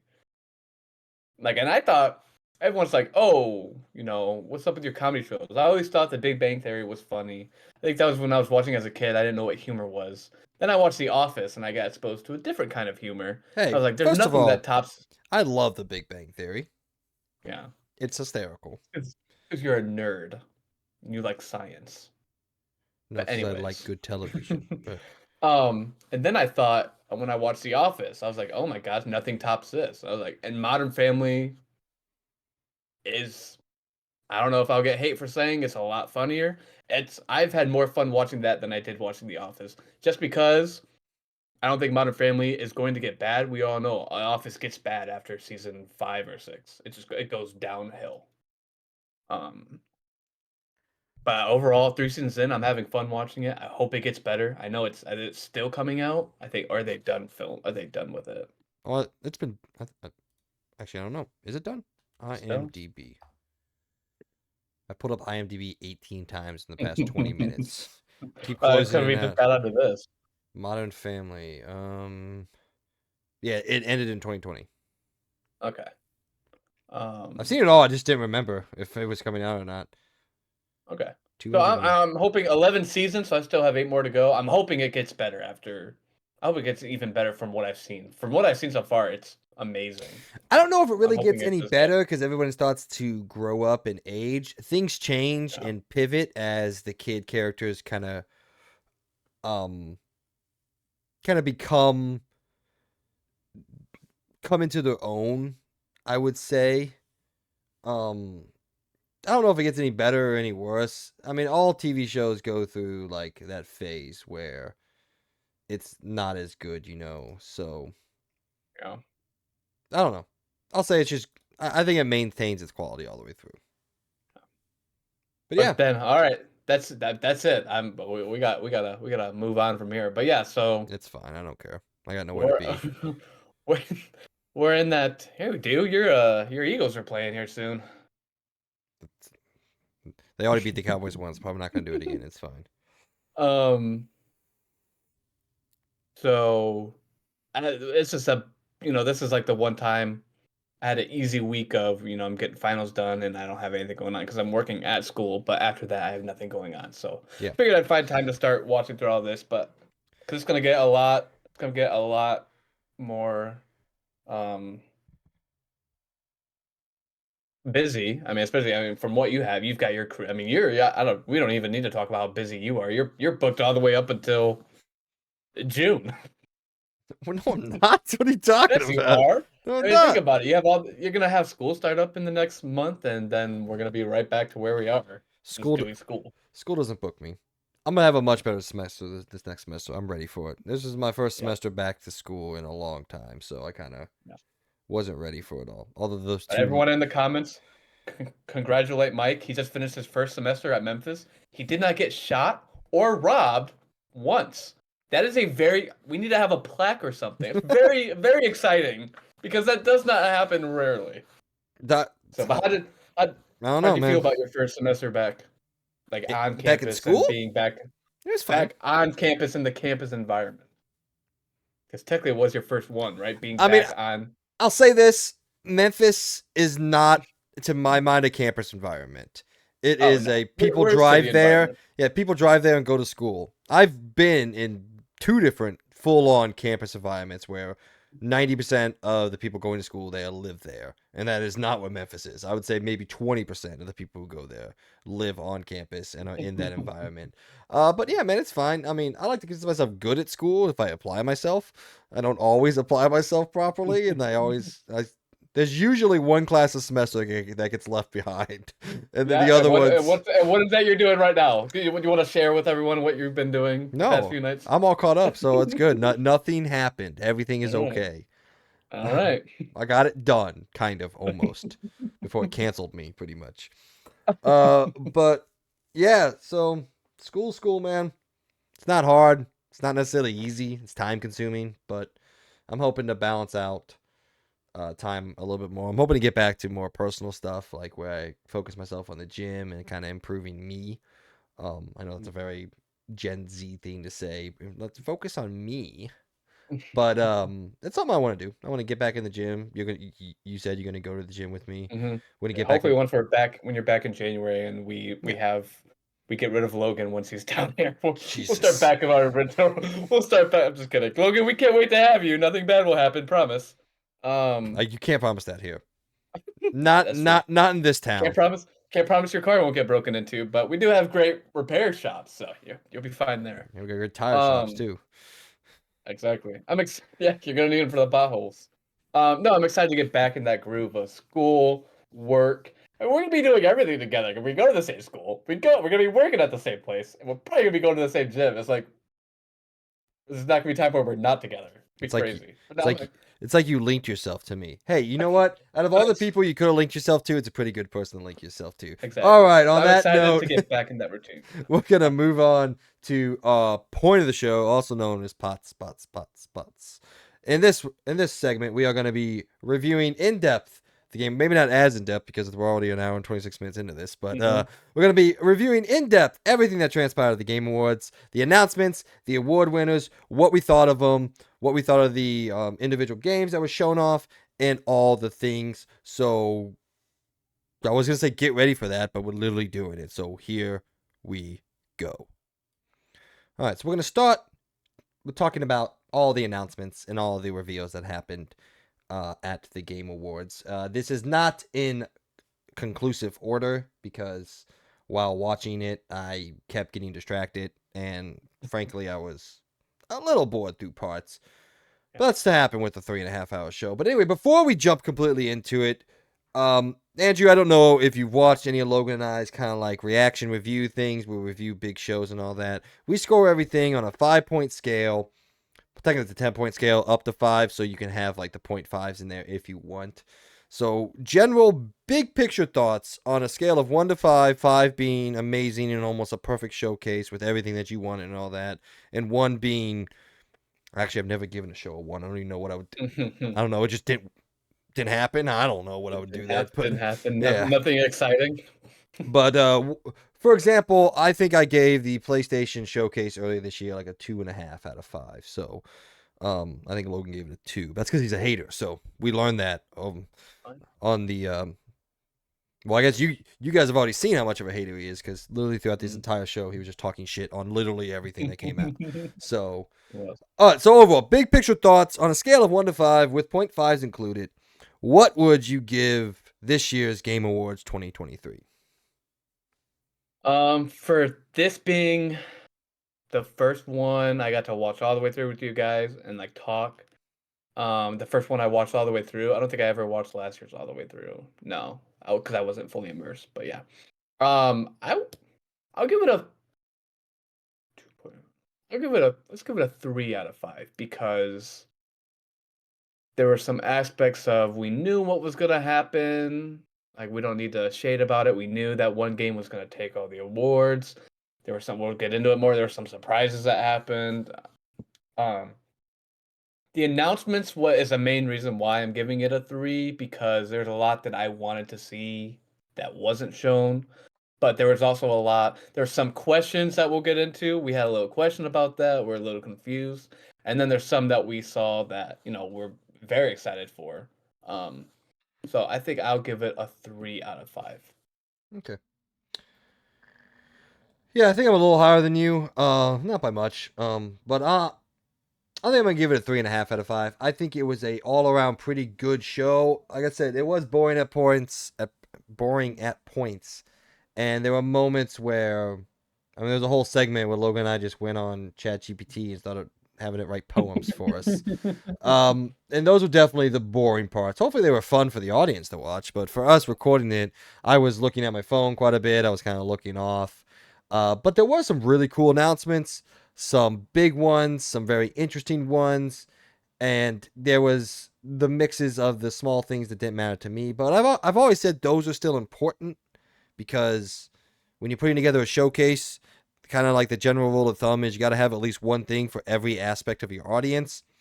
So in doing that, there's always going to be the people who only liked a couple things or liked most of it but didn't like a couple things. So there's always going to be that give and take. So I don't want to dock it too heavily for that. Hmm. But I do think, some of the announcements were a little underwhelming, and I don't know, there's a part of me that kind of wants them to maybe dull back some of the smaller ones and give a little bit more time to the awards, have a better balance, because there's some awards that they just rip through, like the esports ones. Oh yeah. That's fine in my I, opinion, but when we like would rather them leave those out. I mean, if we're being honest, we would rather them leave out yeah, esports. but like We when you're don't given care. like the award for like the best score in a video game, which is one of the, in my opinion, the key pivotal like building blocks that makes a great game is the score Hmm. and the music behind of it. When you put that in a collection or a conglomeration of other awards and don't give that the real stage that I feel like it deserves, I would rather see 5 minutes of the producer talking about the award and what it means to him than I would rather see two or so world premieres of some smaller games that we could easily get in any other of the litany of shows we get or blog Hmm. post or whatever.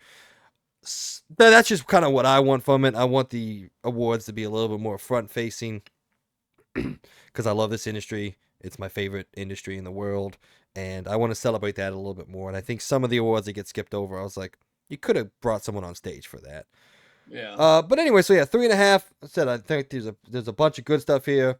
We're gonna front load this deep dive into the announcements, obviously, because that's just the nature of the way the document is laid out. So we'll go one by one for a while, and then once we get towards some of the other ones we don't care, we'll group them together, and I'll ask Andrew if any of them really pop off the stage, or pop off the Yeah. page. So we'll start at the very, very end. The one last thing, well, now technically it wasn't a one last thing, but the show closer was Capcom announcing Monster Hunter Wilds coming 2025. This is the sequel or runner up. That's not what I want to say. The follow up to Monster Hunter Worlds, which was like the game that brought Monster Hunter to the masses back in 2018. Monster Hunter's, I mean, it's always been a pretty, I mean, it was a good franchise. People really enjoyed it. People look forward to it. But Monster Hunter World really brought it to not only the West, to the majority of the mind share of gamers and all that. Monster Hunter World's a huge game. So that follow up coming 2025, Monster Hunter Wilds, looks to be doing the same sort of massive open world game. Kind of the same style. And that was their big show closer, which we had heard rumors that, not really rumors, Capcom confirmed that they had a big budget game coming out. Although they said March 2024, so maybe this isn't it. But this is like the biggest budget games that they produced outside of like the Resident Evil series. Yeah. So Hmm. I think it was a good show closer. We didn't pop too much because at the time, one, I was tired of shit when we were recording because Oh yeah. I'd gotten 4.5 hours of sleep, and I woke up at 6:30 in the morning to go to work that day. So I was a little bit tired and worn out. But also, wait, no, that was school. No, it was Thursday night, so you had been working the next day. Oh, Yeah, but you woke up for school. You Yeah, woke yeah, I up woke for up for school. school. I woke up early because we had that the breakfast thing for my poetry class. Okay. Yeah, so I did have to leave earlier for that, but it was a Gotcha. couple mimosas deep when I went to my next class. Oh, Yeah, nice. it At least was. you had fun. At I least you had did. fun. Yeah, I popped a couple of mimosas and I went to What did you class and immediately what did you got an. guys what did you guys do? You just met you guys meet Yeah, we just made a on plan. campus? No, we Okay. met off campus. We just made a plan to meet off campus. We went to Sunrise, Cool. Memphis. Oh, Sunrise is actually really Yeah. good. So I had a couple Yeah. mimosas there, and then went to class and immediately chugged an energy drink. So I was tweaking and I was tweaking at my literature course, dude, which is bad because it was like my final, and I was like, oh shit. But yeah, anyway, so back to the thing. It's just I've never really been a Monster Hunter guy. It's never really been my game. I don't really think it's Logan's. Not don't think. I know it's not Logan's game. Um, I've never played it. but I I do never. recognize that this is a very, very big franchise that a lot of people care Mhm. for. So it is a big game to end on. But what do you think, man? Um, Honestly, I thought it'd be something bigger. I didn't think it'd just be Capcom. I'll get. I thought, and one of the letdowns that we'll talk about. I thought it was gonna be something from Insomniac about a certain game they came out with this year. I thought if they're gonna end the show, it was gonna be something big, which to me, Monster Hunter was not big because of me not playing it. I did not think so. I wanted something, like a DLC from a major game, which we got. I feel like the one that we got in the like almost beginning of the show, that could have been, of all the stuff that got announced, that could have been the one that was the very end, and they could have done something more. That's a whole another thing. I think for people that are fans of Monster Hunter should be excited. And then I like Capcom in general. That just means 2025. Hopefully, what they come out with is good. They've got a year now to plan and execute. So let's hope they can capitalize on that. But as I don't have much opinion because as someone that doesn't play it, I was like, okay, cool. Like, can we get to Game of the Year? Thanks. And we got to Game of the Year shortly after that. Okay. Yes. The next game we're going to talk about is Hideo Kojima officially revealing his Xbox project titled OD, which is funny because a couple years ago we got a leak of his game called Overdose. That's what the leaks were. Turns out that was essentially true because that's what this feels to be. And I know Logan's not a Hideo Kojima guy. I recognize him as one of the most influential and impactful personalities in video games. I think the majority of his games have been absolutely incredible and are so much deeper than what they appear on the outside. I mean, you go through Metal Gear Solid in general is one of the best franchises in gaming. I have the utmost respect for Death Stranding. I know it's a contentious game to say the least, Hmm. but I think if you give the game its time, if you give the game its due, you can really see where the greatness is, and it's not just a walking sim. And I will defend that to the day I die, because the people who say it's a walking sim have never played the game at all. So, but yeah, this one we always knew was going to be this like experimental project where he's dealing with like Xbox cloud computing, sorry, Microsoft cloud computing, and now it's been revealed as like this kind of like mesh of like movie, film, and gaming together using cloud computing in a way. And I'm excited about it just because the guy who's making it, I love the man. He's weird as Mhm. shit. He makes Yes. he you never know what you're really gonna get from him, but I think that's what makes him so cool. And usually it's always of supreme high quality. So I'm excited about this. I'm gonna play it. I think it's a big get for Xbox. I'm happy for the Xbox fans. Yep. Even though I think the one that I'm friends with has no appreciation for how actually important this, not important, how big this is for Xbox as a brand, because he doesn't care about it. But I do think it is a huge get for the brand, and I'm excited to see more about it because in Kojima And I trust.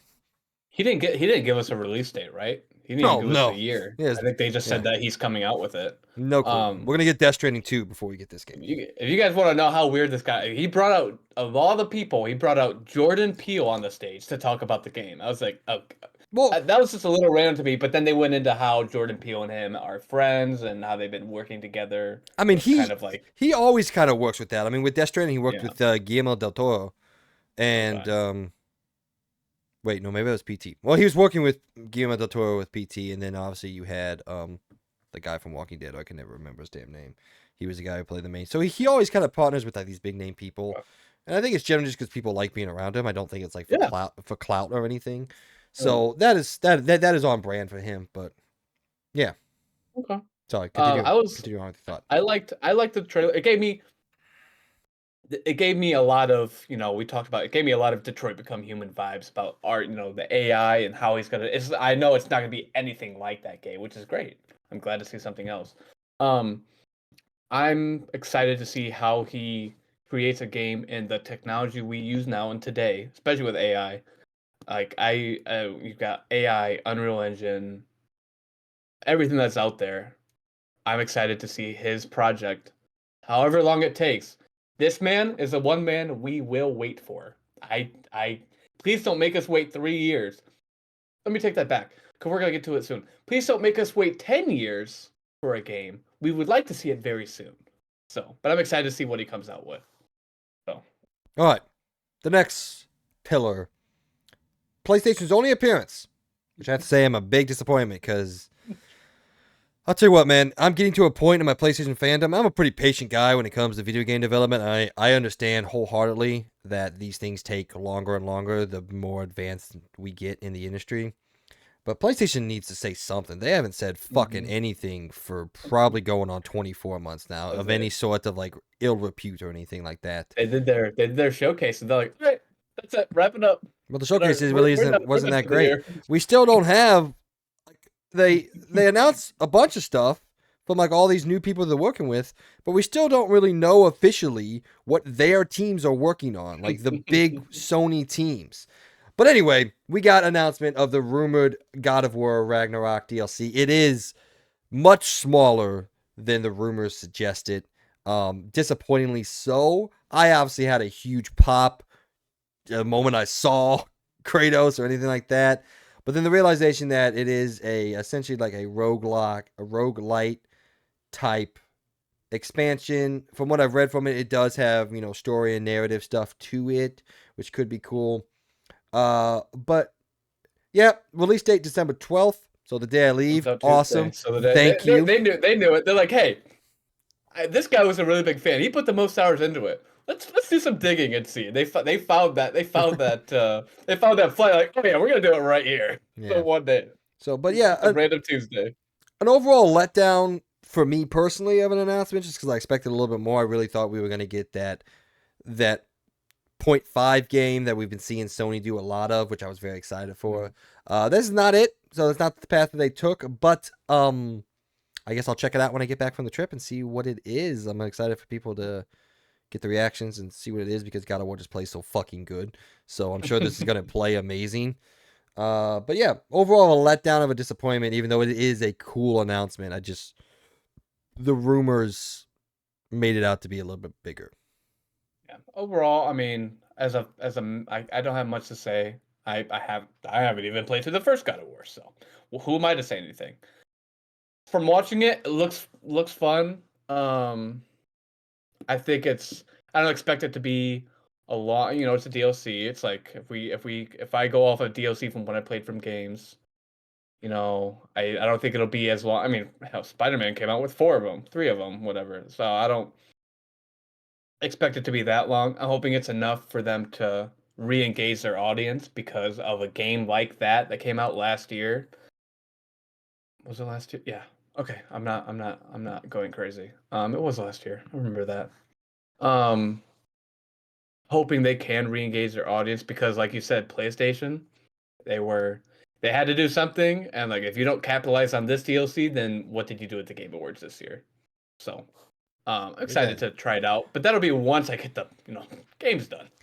Yeah, it'll be a little bit for that, but you got some time coming up here. All right. The I do. next big announcement was the official reveal of Arcane Leon, the developer behind Dishonored and Deathloop's new game. And it is, as rumored, a brand new Blade game. Xbox's first big Marvel get. It's described as a mature, single player, third person game set in the heart of Paris in the Blade universe. Third person's interesting. That's the first third person Arcane's ever done, as far as my knowledge goes. Um, so yeah. Overall thoughts. Look, I think it's gonna be a great game. Arcane makes great games. Well, Arcane Leon makes great games. Other Arcane, they don't make so great games. Fuck, we forgot to talk about Redfall in our rundown of the year. Oh well, That's whatever. fine. Yeah, We've said enough. yeah, From what we've talked about Redfall, we've said enough. yeah. Um, So I'm wholeheartedly pumped as fuck for this. I can't wait Mhm. to get it. I'm annoyed that Xbox is still being cagey. Yes. Hey, If it, Xbox, can we play this on other consoles? Next question. yeah, Next question. just decline the answer. Cool. All right. Can you- For all the hate I mean, that's can we for can all we the know hate something? for all the hate that Sony gets for like they just want exclusive stuff, exclusive stuff. At least they'll tell you that it's exclusive. They won't Yeah. shy away, but like, yo, this is you can only play this on PlayStation. So, which I respect that as much as people don't generally like that anymore. But so that's annoying. But outside of that, my only high level criticism thoughts of this is I don't love the kind of Fortnite visual style of it. I mean, I understand Yeah. that that is kind of arcane style a little bit, but it's usually more realistic interpretation mixed in with the just straight up Fortnite-esque stylings of it. Yeah. But okay, outside of that, whatever. It'll probably be great. It's probably gonna be an amazing game. Because it's RK Leon. They're fantastic at what they do. So I'm Hmm. excited about what it could be when it comes out. But speaking of coming out, it's not going to come out anytime soon because they said, and I quote, "Development has just started on Blade, so it could be a while until we see it again."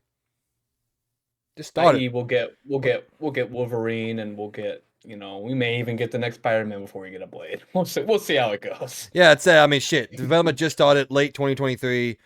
The earliest we even contemplate this game coming out would be 2020, late 2026. But more realistically, we're looking at a 2027 release date. So cool, but I don't know. I'm more of a fan of let us know what you're working on when it's ready to go. Which I know I just said I'm frustrated with PlayStation, so I'll eat my words there. But just because I'm a big fan, I want to know what the hell they're working on. But Yeah. this is okay. You're working on it. I'm putting it in the back of my brain and know that it's coming. But it's gonna be a long, long time before we see Well, this. we will be looking out in the showcases. Like we better be seeing something at one of these showcases because yeah. See, but this is the problem they do. This is the same shit they've done with Hellblade. They announced Hellblade in 2018, 2019, And we 2018 or still 2019, one of those 2 years, and the game still hasn't fucking come out. Like I would rather you have just announced it last year and then come out with it when you're ready. Like I don't want to have to wait on a game and contemplate and think about what it's going to be for almost half a decade. Mhm. That's not how I want to engage. Anyway, I For don't the know. for the audience, don't be surprised when Xbox comes out a week before launch. They're like, oh, by the way, like Okay, we hope you that's not going to PlayStation happen. we hope you PlayStation fans weren't planning on playing this game because it will be exclusive. So I don't think that'll happen. But like I said, I agree with you. Please, people are going to. We don't know what the gaming industry is going to be like in the next 2 or 3 years. Like, please let us know. Like, people could plan on going away from PlayStation I don't think it's or happening they could be anytime going soon. away from X. Well, let's be more realistic. People could be going away from Xbox here soon if Xbox doesn't get their act together. And then you said, "Oh, it's Xbox exclusive." Well, now you leave, that's hypothetical. You leave people in the dust, whatever. That's their choice. Um Simple thought, Marvel, excited to see what they do. I haven't seen, coming off of Spider-Man 2, we're on the high of Marvel. Please don't let us down. But again, it's still Marvel. Like I'm hoping it's good. The animation and what it looked like was a little odd to me. I was like, what are you it kind of got thrown into all the other little games we saw. I was like, okay. But it's Marvel, so I have a little bit of faith in them. So we'll see how it goes. All right. Well, Sega came to the stage and announced not one, not two, not three, certainly not four, five brand new games Mm, that are in development. Those games include Jet Set Radio, Shinobi, Golden Axe, Streets of Rage, and a new Crazy Taxi. So this is awesome, super cool. I don't really know if they're remakes or reimaginings or brand new games in each of these franchises, but whatever it mm. is, pretty cool. That's literally the only thing I got on it. Yeah, I'm excited. Sega is obviously it's one of the for a lot of people, especially my age, that's one of the first consoles we played. I mean, that was out. Hi, Peyton. There's one of them Yeah. is out. I think she forgot I was recording, but that's okay. Anyways, Yeah, she did. And now she's embarrassed. Say hi, um, everybody.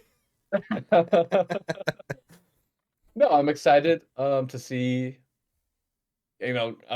coming off of you haven't heard a lot from Sega, so now it's gonna try and compete in this year and next year of gaming. Excited to see what these games are and what they come out to be. Overall excited. So we'll see how those Yeah, go. you said that like 4 times. All right, moving on. I know, right? In box, the finals got a shadow drop. It is available to play now. I wish I could play it now. Learning on it. I hope the game fails miserably for only my critics league. That's the only reason why I hope it fails. Only for my trophy reason, but Yeah. But I am excited to get back and play it. I'm disappointed as shit that there's still only 2 modes in the game. I would have put money down that by the time the game came to full launch, there would have been more than the 2 modes that were in the beta. So that's honestly a pretty big letdown on my end because I feel like with just 2 modes, this is literally just like one night a week game for hmm me and you playing with you guys and all that. But yeah, I guess cool. I know people are excited. I think it hit over 200,000 players yesterday or this weekend. So hopefully people are enjoying it. Hopefully people are liking it. So I know the audience score isn't very high on it, but yeah, I'm excited for it. I always like shadow drops. I like, we did that one. We'll get to another one that got shadow dropped that night. I mean, this was, quite possibly, if we don't talk about those two DLCs, this was my top question. I was like, are they going to? I wanted a release date during the Game Awards. Like, just give me a release date because I was excited to play. I did not know they were going to shadow drop, but then I started looking on Twitter and everything, and there was a lot of rumors that they were going to shadow drop. So I'm excited to play. Um, a little bummed because I do want to get to it as quick as I can, but I played with Mike and Logan, and I don't want to play by myself. I want to wait for them so we can all fully immerse ourselves. So I'm going to wait until we are all free to play. But I'm excited to. I'm hoping they come out with new modes. I mean, just like Mike said, like the 2 modes we played, cool and all, but we like in Call of Duty, we love the modes search and destroy or gun game or some of I those. I I hope they come out hate with modes I like hate search and destroy. I hope they come out with modes. They look at Call of Duty and say, "Oh, we could do modes like those." I hope we see some of those. It doesn't have to be search and destroy, but I want to see some new modes than just what we play. All right, the next announcement I think is a pretty cool one. The No Man's Sky developer, who, funny enough, we already talked about in the episode, Hello Games, has shown off their brand new game called Light No Fire. It is, let's see what they say here. They say it is a very ambitious open world online multiplayer game. The gameplay showed building, dragon riding, and cooperative elements. Think No Man's Sky size game, all set on Earth with I can't think of the word. Not computer generated. Anyway, the fucking game generates things for you. I can't remember what the thing is called, but I I'm gonna admit, I think even Logan said it on the watch along. This looked pretty fucking cool, you know. Yeah, I know No Man's Skies came out and it was not what they said or promised, but I don't really think the guy promised too much in the game other than it was big, expansive, and open. I know those are all synonyms of each other, but yeah. Overall, I'm pretty excited. I missed out on No Man's Skies. I never really got the chance to play it. I never really delved into it, so I'm pretty excited. I think I'm gonna be there when the game comes out, as long as it's not a huge disappointment. But yeah. Well, I yeah, know what do you think? they haven't announced platforms or release date. I don't imagine they're gonna go exclusive. No Man's Sky wasn't exclusive, right? It was on all consoles. No, it was exclusive to Correct me if I'm wrong. It's exclusive to PlayStation No Man's Sky? and PC. Sorry. I say I could play it. No Man's Sky I can play on Xbox, and Can I you now? have played on Oh, when it Xbox. came out, it Yeah. was exclusive. I guess now you Okay. can. So Okay. Anyways, it'll be. I hopefully they don't make it fully exclusive, but I get why they do. Looks cool. Excited. Open world games always excite me. Whoa. Um. uh. start tickling little Andrew or something, you know. Open world and online multiplayer, meaning we'll all be able to play. Um, like I said, excited, and I hope we don't wait long for it. So, um, coming off of No Man's Sky, it was how I was competing with Starfield, and I was playing it more than Starfield. I'm now done with it. Got through it. Whatever. So excited. I thought you would like it more. You saw dragon writing in there. You love your How to Train Your Dragon. So I think Oh yeah, no, you like I said that I'm part about excited. it. So yeah, overall we can say excited and intrigued. All right, next up on the docket, Final Fantasy 16 DLC got announced. Two different waves. One of them released day and date with the announcement. The other one to release spring of next year. I haven't delved too far. Sorry, my ear itched. Too far into this first wave, but I have looked a lot about the Rising Tide. It comes out with the Leviathan, which is teased in the game. There's a island off the map that looks like the Leviathan icon and all that. So that they teased that in the game, so we all kind of expected that to be there. But yeah, we'll see. I do know that both DLCs are being directed by the combat director of the original Final Fantasy or the OG Final Fantasy 16, so that's cool. The combat's incredible, and he is a fantastic developer. I said he directed the Devil May Cry games, so I'm I mean, I talked about already how much I love Final Fantasy 16. So more Final Fantasy 16 is not something that I hate. Yeah, don't really have a lot to say here. Not a Final Fantasy person, haven't played any. Excited for Mike and not excited because if that DLC does come out and he plays, we're not gonna be able to talk to him. So those are my thoughts. Overall, watching the trailer though, it looked pretty cool. I'd have to play the full game to know what's going on, but it looked like a cool game. So maybe I'll give it a go, but I probably won't start my Final Fantasy playthrough of Final Fantasy 16. I should probably start at some point. I don't know how far back. It doesn't really matter. They're all individual, so you don't have to play any of them Okay. to play the new one. You could play Final Fantasy 16 first, and you wouldn't miss a single thing because they're all individual stories. So, all right, Okay. next up, Rise of the Ronin, the PlayStation exclusive game coming from Ninja Theory. That's not right. Yeah, it is. Yeah, Ninja Theory. Yeah, because Team Ninja is exclusive to Xbox. Yeah, sorry. Yeah. Finally got a release date. A release date of March 22nd, 2024. The release date announced. This is a game I'm tentatively excited for because as long as it's not Souls like, I'm in. If it is Souls like, I'm out. I ain't playing it. I'm not fucking sweating through video games my entire life. But overall, in general, I think this game looks great. I think it looks awesome. I think it's super interesting. I love Japanese culture. I love Japanese video games. Ghost of Tsushima, one of my top five PS5 exclusives, PS4 exclusives. My apologies. And this just tickles my balls in all the right places. Hang on, I'm looking at this. Okay.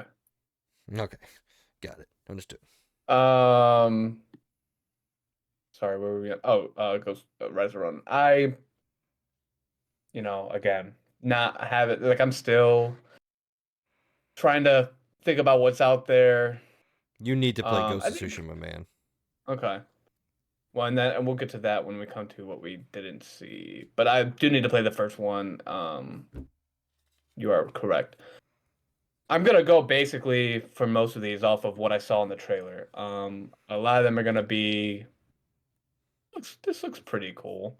This one, I never got into Japanese style games. I don't know why. I think obviously just my genre of games. Um, but open world, we get to open world game. That gets me into it because I do like that idea of open world. Um, this is probably something I will not play until, like Mike said, I played through Ghost of Tsushima, and maybe other Japanese style games that I haven't played yet. So this sounds like a list game that goes to the bottom of the list. All right. Let's start grouping some of these together. Those were the big ones for me. All right. First grouping. Skull and Bones finally gets a release date, February 16th, 2024. We'll see how bad it sucks when it comes out. Lost Records Bloom and Rage, the next game from Life is Strange creator Don't Nod, got revealed. No release date on it yet, but it looks pretty cool. I love Life is Strange. I love Don't Nod. So, Dragon Ball Sparkling Zero, which is an interesting choice for a name, got a proper reveal. No release date on it yet. And then Fortnite Rocket Racing got a new trailer, which we've already talked about. All right, anything to say on these? Um, Nothing. I mean, the only thing is the rocket racing that came out, fun, but nothing to write home about. No. Yeah, Next. the only thing I got to say is we're finally closing in on the end of a 7-year journey with Skull and Bones. Game got originally announced in 2017, which is absolutely ridiculous. But we're coming to the end of the tumultuous journey to launch, and like I've said the entire time, I am so interested not to play the game, just to see what the game is. Yeah. So, all right. The Ori developer Moon Studios reveals no rest for the wicked. Ori developers are so good, and one of Xbox's biggest studios, in my opinion. Not in terms of obviously of like budget or money made, but just in terms of quality games. Veterans from Bioware revealed their new RPG called Exodus, a new science fiction RPG. I think it looks super fucking cool. It looks like Mass Effect. Mass Effect being one of my top 10 gaming franchises. I cannot wait. The developers behind the Untitled Goose Game introduced a Big Walk, which confused the fuck out of all of us watching, because it was weird. Yeah. And then one of the developers of Tango Gameworks left, Mr. Ikanumi Nakamura, and his new game has been announced. It's called Kamuri. It's a bright and colorful, gorgeous action game. And that's all we know. Finally, for this grouping, the rumored Dead by Daylight single player spinoff was finally revealed, and it is called The Casting of Frank Stone. Yeah. Not a lot to say about this one either. The big walk was funny. That was funny. That was funny to watch. It was a We were just drug like, trip. what? It was. It's like something where if you go off the corner of one of those sketchy areas of your city and you find a dealer and he hands you something to use. That game is what you see after you've taken it and it sets in. That is what you see. I am going to dub these characters ball people because they're people made of um, balls. exactly. So the ball Dead by people. Daylight, the only thing I was surprised about was I thought this would be something different. I single player for Dead by Daylight, not really heard of because you always thought of playing with your friends and, everyone knows that game. It's cool to see that they're, coming out with single player based, idea of the game. I was hoping more of they announced a crossover with Rainbow Six Siege. I wanted to see something there, and I unfortunately did not get that. So that's what Nerd. I thought this would be. Thanks. You're welcome. That's what I thought this would be. So I was a little let down watching it, but then I'm excited to see what it is. I probably won't play it, but I'm excited to see what it does. I have a lot of those games. I'm excited to see, but I probably won't play it. All right, next Yeah. group. Jurassic Park Survival, coming from Saber Interactive, a revival of a canceled action game from the early noughts. And that's all we know about it. Visions of Mana, the next entry in the long-running Mana franchise from Square Enix. Other games include Trials of Mana and Trails of Mana. Trials and Trails. There we go. But yeah, another JRPG. The Mana games are well regarded within the JRPG genre. So yeah, coming to PS5, PS4, Series X and S, and PC next year. So pretty much everything. Hellblade: Senua's Sacrifice makes its triumphant return, and do we get a release date finally after all this time? Well, we got a release window, and it's 2024 Window. sometime, which is the exact same release date we got in 2022 when they said 2023. So Good awesome! to them. Can't fucking wait for another goddamn trailer that tells us literally nothing. Yep. All right. Joseph Ferris's brother, A Tale of Two Sons, the game that made him a namesake in EA and the greater video game industry as a whole, has announced the rumored remake coming February 28th, 2024 to PS5, Xbox Series X and S, and PC. Former Payday developers revealed Den of Wolves, a new techno thriller cooperative heist game. They say never mind, they don't say anything. Black Myth Wukong, the long running UE Engine 5 game that has been in the hearts and minds of plenty of players, finally gets an official release date of August 20th, 2024, coming to Xbox Series X and S, PS5, and PC. All right. That was a lot. Um, It was like 4 or 5. Not a lot. Again, not a lot to really say about those. The one thing I'm excited for is Jurassic Park Survival, just because fans of the movies, um, especially when they canceled it in the was it 2000? Was it before I was born? What was it?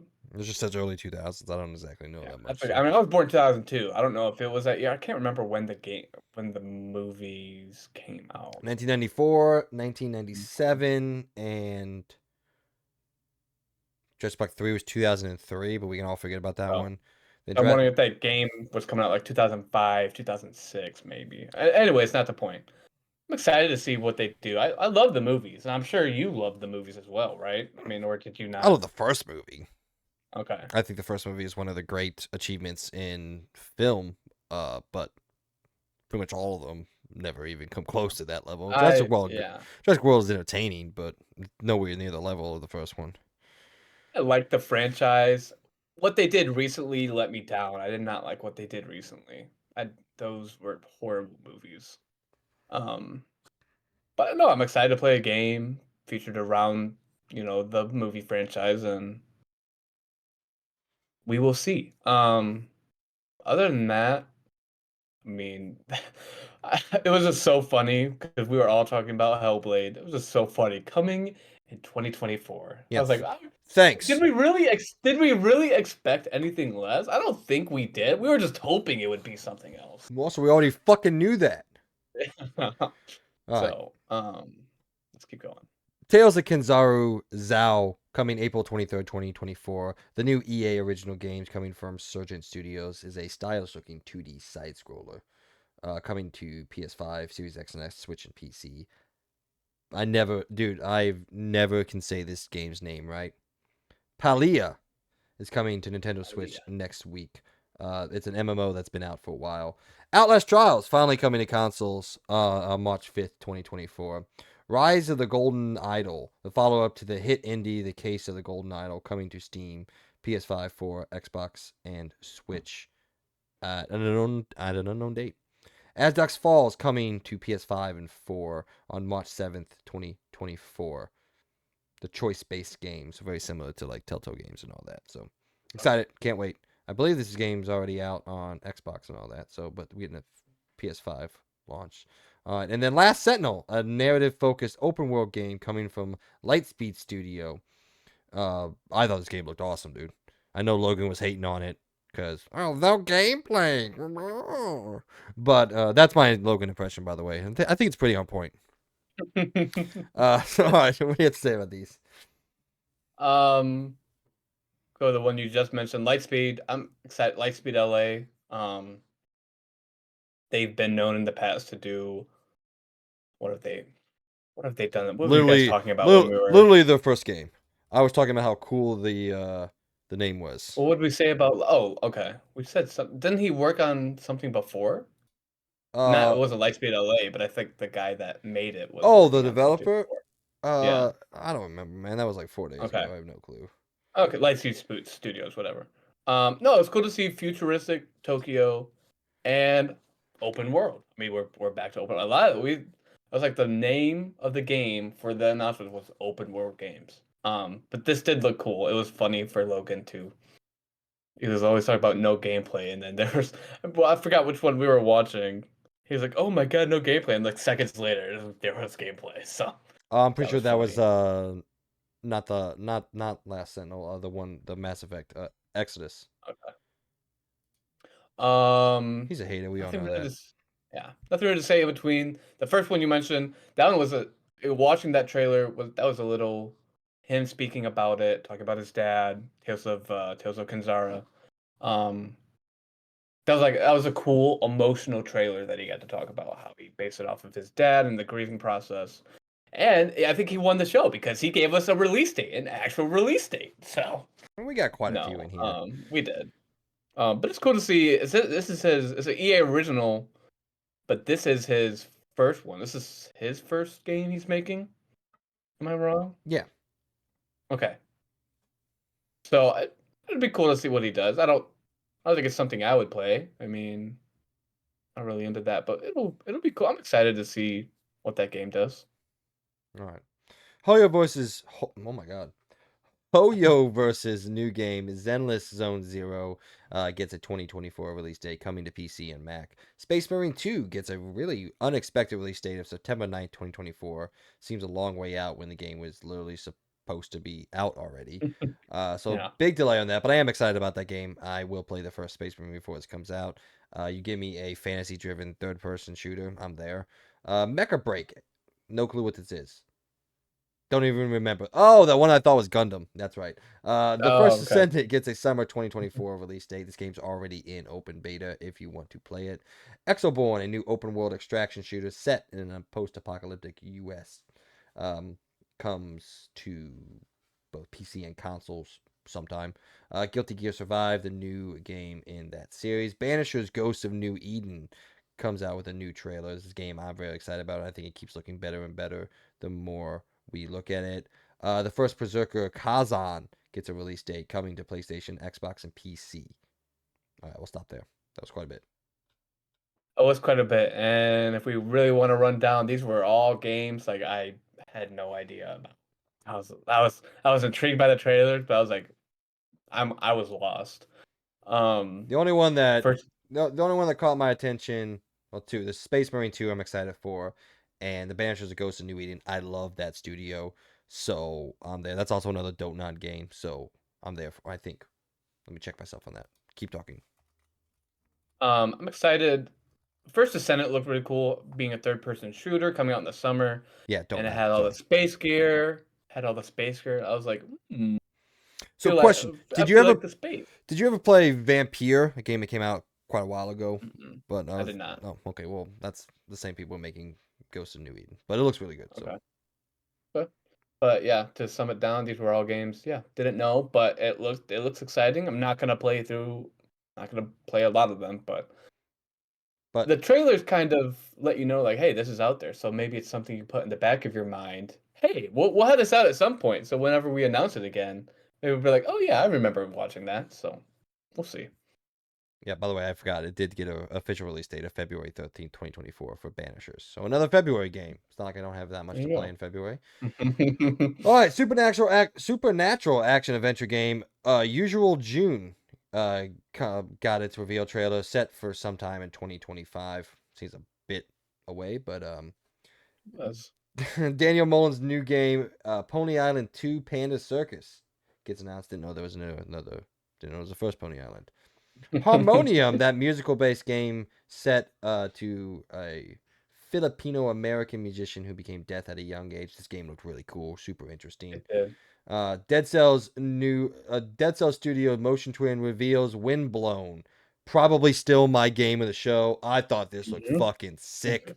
It A does. It's co-op. co-op, Ooh. a anime grotesque, fucking hyper violent roguelite in the same stylings of Dead Cells. This looked awesome. I cannot wait for this. So Thumper developer announced a new game, Thrasher, which is probably literally the same thing. World of Goo 2 revealed, a sequel to the 2018 cult classic World of Goo got announced. Ark Knights Enfield.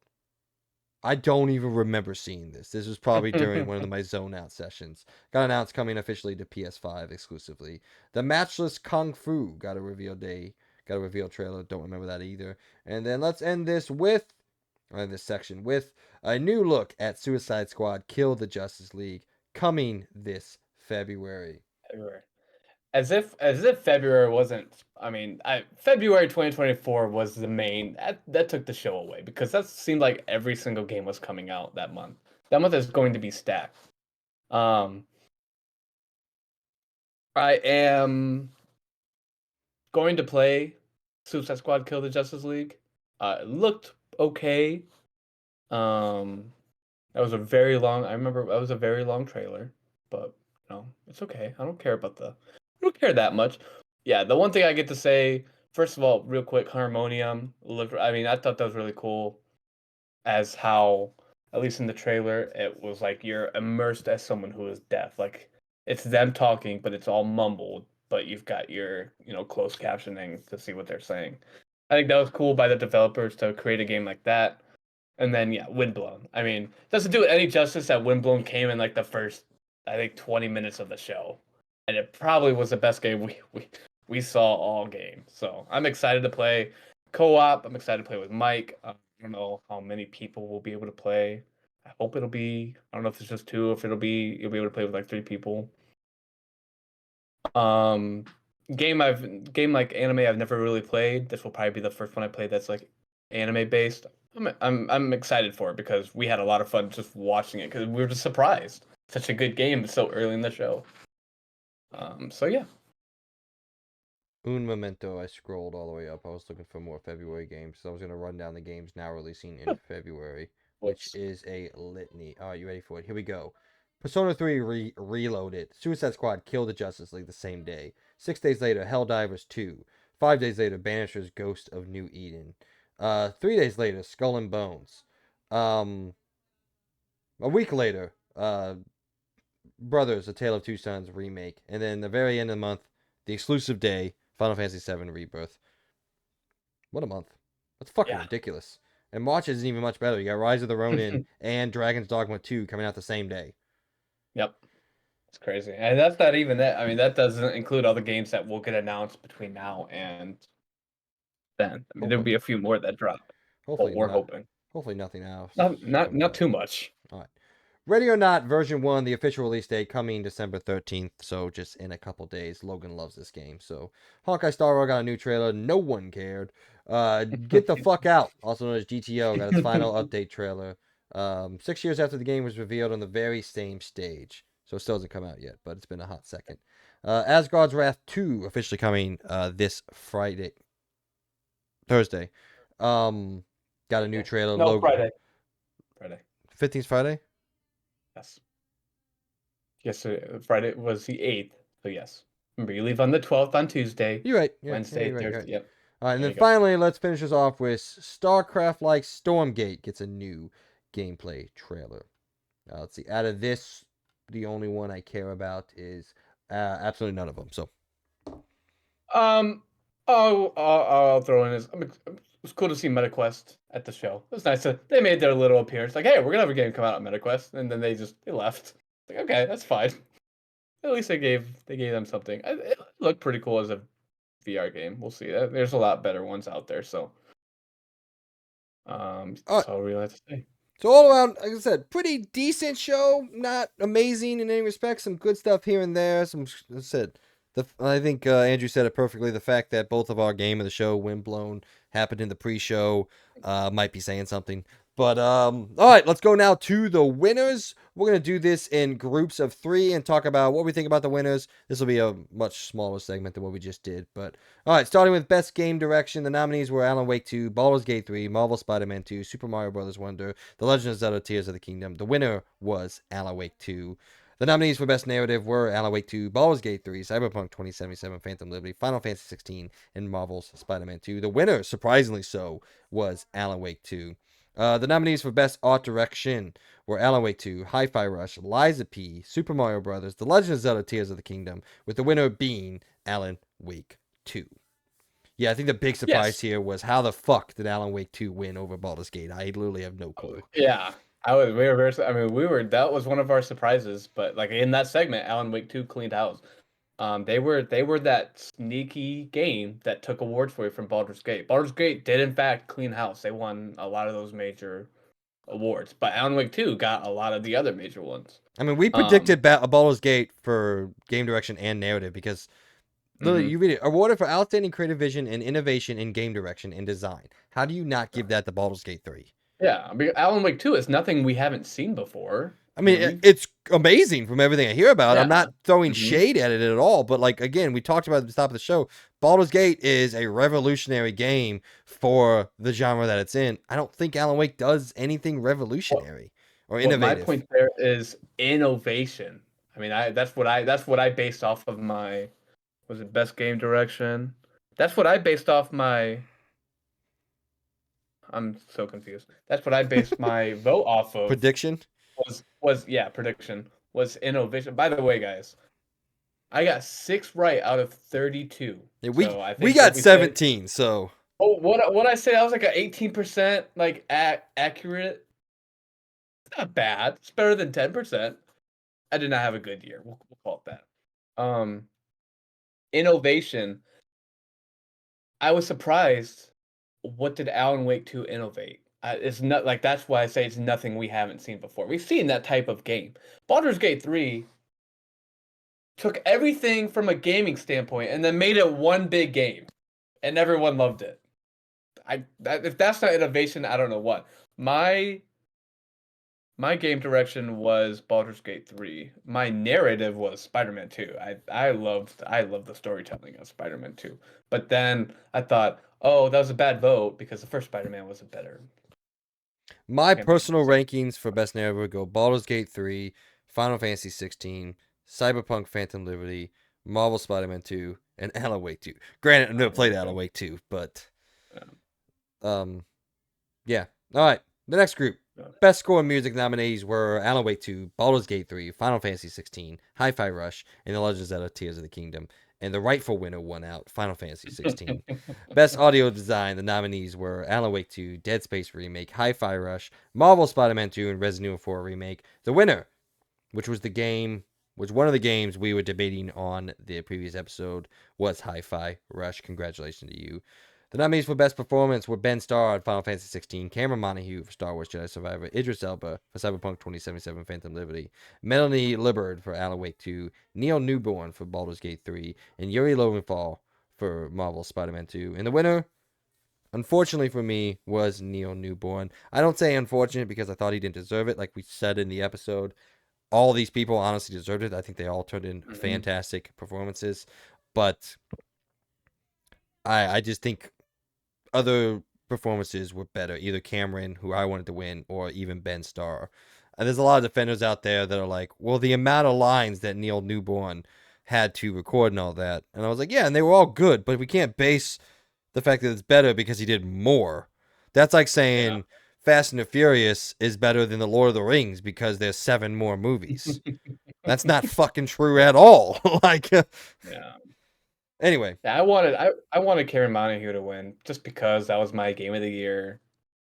Um, I mean, I didn't really play. I mean, I played Spider-Man 2, but just coming off of Fallen Order, and then from what he did in Jedi Survivor, I thought, I mean, he deserved it. It was amazing game. Because they talk about motion, performance capture, and like voiceover acting. Like it was crisp, clear, and how he how he immersed himself in the Star Wars game, and like that just topped it for me. So that was my pick.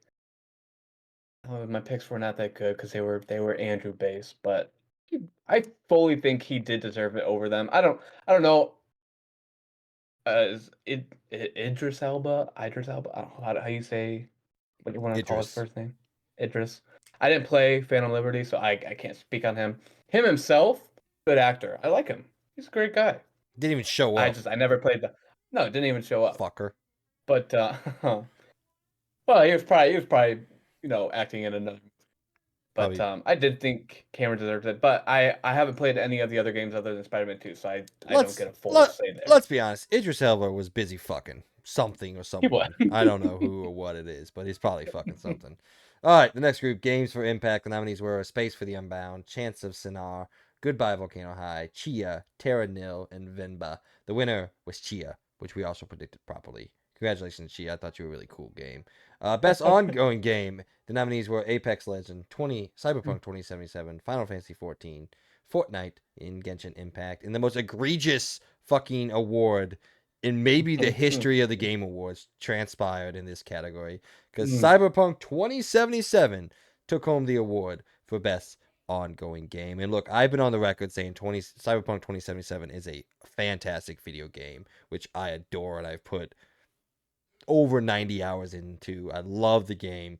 But giving a game best ongoing because it took them 2 years plus to fix the game they originally came out with Yeah, is the most egregious thing I've ever seen in gaming. yeah. This was preposterous. I fucking absolutely hated it. I do not understand how it won. I get that the DLC and the updates that they've done are really great, but this is a single player focused RPG that should have been what it is now when it came out in 2020. I think the award should have been year. It usually should be, and it's the one game that got nominated again because it kept on winning year after year after year. It's still coming out with stuff to engage their audience. I don't think Fortnite should have won, even though I voted for them. That's just because it's like the only one I played. I thought Final Fantasy 14, what they did for the online community, was enough for them to have won that game, I mean, they won won it that last year, to be award. fair. So Yeah. And like Apex as well. I haven't played a lot of that, but there's still people playing that game. They're still coming out with new stuff. So I think to base that one off of what they did 2 years after theirs, yeah, don't get me wrong. I mean, there's a reason they were up for so many awards. It's amazing. But it took them 2 years to do that. They between when the game came out and then there was nothing. There was silence. It was them taking well, the game off no, of the store and there then they just wasn't waited. there wasn't nothing. I mean, they were putting out updates and fixing stuff, but the big update that really completed the game was 2.0, which came out Yeah. last year. And then obviously the DLC, and now 2.1 is the final update. We'll talk about that in a second. But yeah, no, it's just that's the most fucking egregious thing I've ever seen. Again, not saying Cyberpunk's a bad game. I've been on record over and over again saying Cyberpunk is a fantastic video game, but to give it that award is absolutely fucking egregious. All right, the best indie game. The nominees were Cocoon, Dave the Diver, Dredge, Sea of Stars, and Viewfinder. The rightful winner was Sea of Stars. Best debut indie game. The nominees were Cocoon, Dredge, Pizza Tower, Venba, and Viewfinder. The winner being Cocoon. And the best mobile game, if anybody cares, which I really don't. But the nominees were No. Final Fantasy VII Ever Okay. Crisis, Honkai Star Rail, Hello Kitty Island Adventure, Monster Hunter Now, and Terra Nil. The winner was Honkai Star Rail. The only thing I took from this category is like, are you fucking kidding me? Hello Kitty Island Adventure got a nomination, and Hogwarts Legacy didn't. Cool, Hey man. cool, cool, I cool, I cool, played cool. that with my little cousin. I don't give a It's a cool fuck. game. Cool game. I had a Better, little fun playing better it, than so that's Hogwarts why I Legacy voted for though. it. Oh no, no, Exactly. 100%. But I'm also playing a little kid's game. I didn't know what was going on. She was showing me everything. I was like, "Well, this looks cool." All right. Anything you to say? Congratulations. We predicted literally all these. All right. I didn't. I think I predicted. I think we wanted, like me and Logan wanted Dredge to win Best Debut Indie. I looked at all of them before, and then I just went with what's best. So next, All right. Best community sport. The nominees support, not sport. The nominees were Baldur's Gate 3, Cyberpunk 2077, Phantom Liberty somehow, Destiny 2, Final Fantasy 14, it says 16, but it's 14 that was yeah, nominated, it was and 14. then No Yep, Man's Skies, the winner being Baldur's Gate 3. Best there was no. VR slash AR game, Gran Turismo 7, Humanity, Horizon Call of the Mountain, Resident Evil Village, and Synapse. This is also known as the PlayStation VR category. The Yep. winner being Resident Evil Village. And the nominees for Best Innovation and Accessibility, also a fucking weird ass one. Diablo 4, Forza Motorsport, Hi Fi Rush, Marvel Spider Man 2, Mortal Kombat 1, and Street Fighter 6. The winner somehow being Forza Motorsport. We were talking about that. I was like, what did they do for accessibility? They let you hit start and it drives for you? Is that what we're calling accessibility now? Like what Hi-Fi Rush did was amazing. They created something like I want to play it at some point. But the one thing we were all I watched the show about them debating it too so much was Street Fighter 6. What Street Fighter 6 did for their community and what they did for the game and how they changed up the fighting scene, but then they were adding they have that crossover with Well, no, they just was it made it Dragon was it like the control schemes that they did. They made a deep, detailed fighting game available to play for the people who don't like deep, detailed fighting games, which is yeah. literally the definition of accessibility. Street Fighter Yeah. 6 is the single most accessible fighting game in a genre that is one of the most inaccessible genres in gaming. How the fuck's it To not me, win? the voting for all that was the people that love Xbox Game Pass. I love Forza. Forza is amazing. I'm sorry, Forza, but what you just came out with is complete dog shit. Okay, not dog shit. Compared It's to just compared to four and five. that's true. Well, I 6 and 7. I'm Oh no, this was 7. uh, 6. Yeah. no. The last one was five. No, it's There not. was no 6. Yes, there Yes, was. it was. Anyways, I'm sorry, but I do think Street Fighter 6 deserves this one. This one was definitely 7. No, it was not. I swear to God, the one before this was Forza Horizon 5. I will stand on that grave. Anyways, while he searches Forza and proves that Motorsport I'm 6 right. came out in September 1st, 2015. You Oh, fuck. oh, Motorsport. I thought you were just going off of Forza. I was like, we just had. Okay, Yeah, sorry, Forza I'm wrong. Forza I'm wrong. 7 came out in 2017. So this is technically Forza Motorsport 8. You My fuck. my my my apologies. VR, I didn't really. The only one I ever saw was him play Call of the Mountain, so that's why I voted for that. I was like, oh, that looks cool. Vote. It's not that good. All All right. The best, right. the best nominees, the best nominees. The nominees for Best Action Game: Armored Core 6, Fires of Rubicon, Dead Island 2, Ghost Runner 2, Hi-Fi Rush, and Redmond 2, with the winner being Armored Core 6. Congratulations. The nominees for Best Action Adventure Game are Alan Wake 2, Marvel Spider-Man 2, Resident Evil 4, Star Wars Jedi Survivor, and The Legend of Zelda: Tears of the Kingdom. And the winner, rightfully so, is The Legend of Zelda: Tears of the Kingdom. This was like the only one that they. It's like one Took of their home, only yeah. awards of the night. So. The nominees for Best RPG: Baldur's Gate 3, Final Fantasy 16, Liza P, Sea of Stars, and Starfucked Field. Sorry, and the winner being Baldur's Gate 3, rightfully I so. mean, as if it had. I was surprised. I don't even know why they gave this award out. Best RPG, and they had the verge to put Baldur's Gate 3 in there with Starfield. I was like, are you just do you guys hate Starfield? They gave them one nominee that they were never going to win. I was like, do you guys just hate them? Like what happened? Like there's no like all of these were I mean, all um of these I think were pretty cut and dry. Like, yeah, I guess there I was don't an I didn't argument. see any There other was an ones. argument to be made for Hi-Fi Rush over Armor Core 6 for action game, but like Armor Core 6 is like the definition of an action game. And then yeah, Legend of Zelda was going to take home that, and Baldur's Gate 3 was I going don't to take know. home I'll stand on RPG. my So grave about action adventure. I had so much fun adventuring in Jedi Survivor, the new planets that they came out with and the adventure. I rightfully so, I voted for them. But I also did not play Tears of the Kingdom all the way through, so yeah, I never finished the game to know how much actual adventure there was. But I think they won that solely based off of the action you got to play in Tears of the Kingdom. I've heard it's great. It was a great action game. Jedi Survivor was, but it was more story based as well. the nominees for Best Fighting Game were God of Rock, Mortal Kombat 1, Nickelodeon All-Star Brawl 2, Pocket Bravery, Street Fighter 6, the winner obviously being Street Fighter 6. The nominees for Best Family Game: Disney Illusion Island, Party Animals, Pikmin 4, Sonic Superstars, and Super Mario Bros. Wonder. The winner obviously being the boy in the blue overalls. There we go. I couldn't think of the thing. Super Mario Brothers Wonder took home the win. Best sports and racing game, another egregious category. The nominees were EA Sports Football Club 24, FIFA, not FIFA, F1 F1. 2023, Forza Motorsport, Hot Wheels Unleashed 2 Turbocharged, and the Crew Motorfest. The winner, unfortunately, being Forza Motorsport. At least, no, they give some other than esports. They threw a little sports game in. Funny enough that they only threw in one sports game this year because it was so atrocious of a year. Um, I did not think Forza Motorsport deserved that.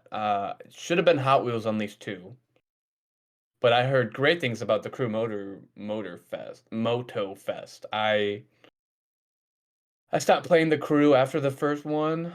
I don't Is really that know. I don't really have a MotoFest? reason I'm why. pretty sure it's fucking MotorFest. Is it Motor Fest? It says Moto Fest. I don't know. Yeah, it's fucking Anyways, MotorFest. oh, okay. Well, whoever made this, we need to have a discussion about their spelling. Um, I think Hot Wheels Unleashed 2 did deserve it. I had so much fun playing that game. I did not have fun playing Motorsport, and I know Mike did not have fun because he was done after not even a week of playing, right? I No, think I it just was like a few days of the it. He was like, performance oh of the well, game, and yeah. it's just I don't know, Family man. game. I love Party Animals. I was so hoping Party Animals would win. I had so much fun playing it. It was a game we could all play that we weren't competitive about. It was just fun. I was laughing. The first game I ever played, I was dying the entire time because it's so funny to watch the game being played. So I had fun playing that. I never played Super Mario Bros. Wonder, so I don't know how good that I was. mean, it's a Mario game; it's gonna win. So, Yeah. All right, the best sim/strategy game. The nominees were Advance Wars 1 and 2 Reboot Camp, Cities Skyline 2, also known as the game that actually doesn't run, Company of Heroes 3, Fire Emblem Engage, and Pikmin 4, with the winner being Pikmin 4 to much chagrin from Logan. The best multiplayer game. The nominees were Baldur's Gate 3, Diablo 4, Party Animal, Street Fighter 6, and Super Mario Brothers Wonder. The winner being Baldur's Gate 3. Skip content creator because I don't care. Don't care. Don't The care about all not those. the nominees for the most anticipated game were Final Fantasy VII There we go. Rebirth, Hades 2, Like a Dragon, Infinite Well, Star Wars Outlaw, and Tekken 8. The winner being Final Fantasy VII Rebirth. I feel like that one most anticipated was the one that you guys like when you guys recorded. That was the one you guys had the most debate over because it was all. I mean, I forgot what other ones you guys really had issues with that you couldn't agree on it. Performance. Oh yeah, there you go. But this one had like all other than Tekken 8. These are all games that I think everyone's excited for. I'm I'm a little nervous about the Star Wars game that's coming out. I don't know what they plan on doing with that. I like my Jedi Survivor. I'm like, why are you changing it up? Can we just keep it as Jedi Survivor? Like that's all I asked for. Well, I mean, it's a different But company, so it's a yeah. Ubisoft making it, not EA. Yeah. So, and that's also why I'm a little skeptical because it's Ubisoft. So we'll Yes, see how we'll but see what I they do. keep saying it's massive. Who are the people who made The Yeah. Division, who just made Avatar? They're making this game, and I think out of all the studios that Ubisoft has, Massive is definitely the best one in terms of just consistency. Regardless of what Avatar's score is, I think that score is way lower than everything I've heard about the game. But all right, the nominees for best adaptation, much to Andrew's chagrin, but everyone else knew what the winner was going to be. Anyway, the nominations are Mhm. Castlevania, Nocturne, Gran Turismo, The Last of Us, the Super Mario Brothers movie, and Twisted Metal. The winner being The Last of Us. And then final, the players voted. The nominees for the best game of 2023 player voice were Baldur's Gate 3, Cyberpunk 2077, Phantom Liberty, Genshin Impact, Marvel Spider-Man 2, and The Legend of Zelda: Tears of the Kingdom. The winner being obviously Baldur's Gate 3. And Yeah. finally, we'll go to Game of the Year. The nominees were Alan Wake 2, Baldur's Gate 3, Marvel Spider-Man 2, Resident Evil 4 Remake, Super Mario Bros. Wonder, and The Legend of Zelda: Tears of the Kingdom. And the winner, to literally nobody's surprise in the Nobody. entire Not a world, chance. other than the people who have no clue what the game is, Baldur's Gate 3. Yeah. Just quick notes on those first two. Screw everyone for thinking Super Mario Bros. Movie was not good. That's probably the best movie I watched all year this year. Nobody said it wasn't good. They just said The Last of Us was a better adaptation than the Super I Mario never Brothers did movie. I never did get to watch The Last of Us. I want to play the game before I watch the show, but Well, just obviously their okay. Well, casting fine. has Listen to been someone who has amazing. watched 4 out of these 5 things, and I'm telling you, The Last of Us is better than the Super Mario Brothers movie, um, and that is not saying the Super Mario Brothers movie is bad in any regard. It's just The Last of Us is better, regardless of yeah, how I think it does. It's not a perfect adaptation, and there's some missteps that they took with yeah. the show, but it's still like Yeah, it's a I did Hallmark watch show. the Super Mario. I did watch the Super Mario Bros. Movie. I had fun watching it with my friend Logan, my other friend Logan.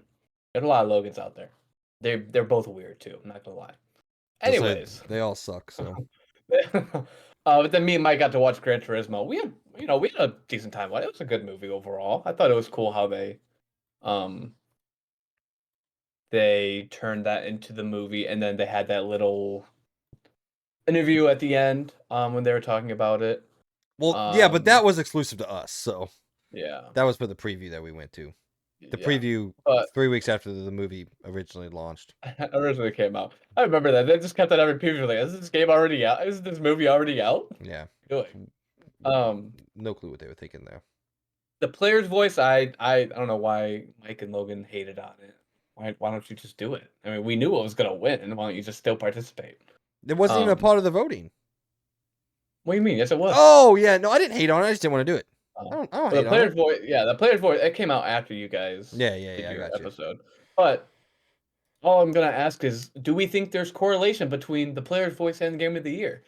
Yeah, probably, yes. There's no way that Baldur's Gate 3 doesn't win player's voice and it doesn't win Game of the Year at the same time. Like I don't think anyone would have voted for Jensen Impact as player's voice. Not everyone even Genshin. played that. Yeah, Genshin Impact, not Gensen. Genshin Impact, whatever. Uh, Um, I was a little scared. I thought they were gonna try and vote for Spider-Man 2, so there's no way. So, but then yes, Game of the Year. The most the most the biggest award given out every year, and this was the one year that I don't think they even needed to bother. They didn't even need to bother giving it out. We knew what it was going to be. Um, I heard a lot of talk about how, oh, I think Alan Wake 2 can steal it. In the back of my head, Alan Wake 2 has always been that game that came out too late. Not saying that's a bad thing, because look at how popular and how well scored it is for a game coming out, just after Spider-Man 2. These are two games that came out at the end of the year and only had like that little time to be popular. Now being two of the most popular games of the entire year. Um, I don't. We all know. I don't think there was any doubt about it. It was going to be this game. yeah, there was literally no question. There's like no debate. I was like, There was it's gonna be Baldur's Gate 3. Some of the there some of was the someone was like, some Tears of the Kingdom deserved it. I was like, okay, that's cool and all. If you probably. played Tears of the Kingdom, I mean, it probably but did. That probably most But definitely before did. But Baldur's before Baldur's Gate 3 came out, yes, Tears of the Kingdom was going to be Game of the Year. And yeah, then Baldur's Gate happened. I was like, oh, Tears of the Kingdom is not going to be Game of the Year. It still had a good year. man, I'll tell you what. My prediction that Starfield was gonna be Game of the Year earlier this year was the farthest thing I could. Dude, I just thought it was gonna be so much better than it was, but No. it wasn't. So, all right, ladies and gentlemen, that was our review of the Game Awards. A pretty all around good show. Good to borderline great show. I think it could have been a lot better. Could have been a lot worse. We've seen worse Game Awards. We've seen very, very boring Game Awards before. There were a lot of omissions. There's a lot of games out there that, what the hell is going on? Where are they? But I've always been a proponent of, within reason, obviously, talk when you're ready to say something. Yeah. Some of those games that it's not within reason is like, Skull and Bones. I'm like, just fucking say when it's coming out. I don't care Yeah. anymore. And then obviously like Suicide Squad, like you made the game, it is what it is. Just put it out. But other games, take the time, talk when you're ready, and I'll be here for it when you are ready. All right. The two, well, let me get this No, last you're out. good. Go on. The two that well, I guess there's another one. I wanted to see Elden Ring. We've known the DLC, we've known the name. I wanted to see something, and we got nothing. Spider-Man 2, we don't know anything. We were told New Game Plus would be December 2023. Okay, we are now 2 weeks into December and have not heard a thing. I would have liked to see something from them. We're actually not 2 weeks in December. We're not a week and a Okay, half in December. okay, So okay, whatever. we still Anyways, got let's not 70% of harp the on that. month.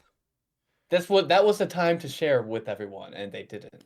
Dude, New So, Game and Plus then isn't something you announce at the Game Awards. That's just a fucking PlayStation blog post. Like, hey, it's coming this date. whatever.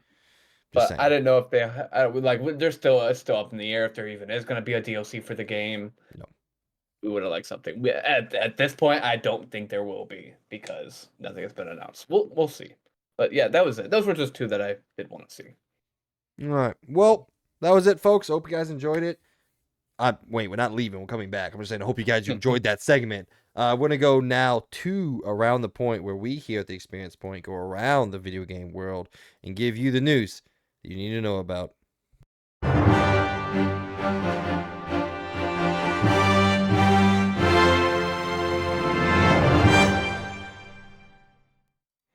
Number one on Around the Point, there's a little known game called Grand Theft Auto 6 Mm. that got its official reveal 2 days before.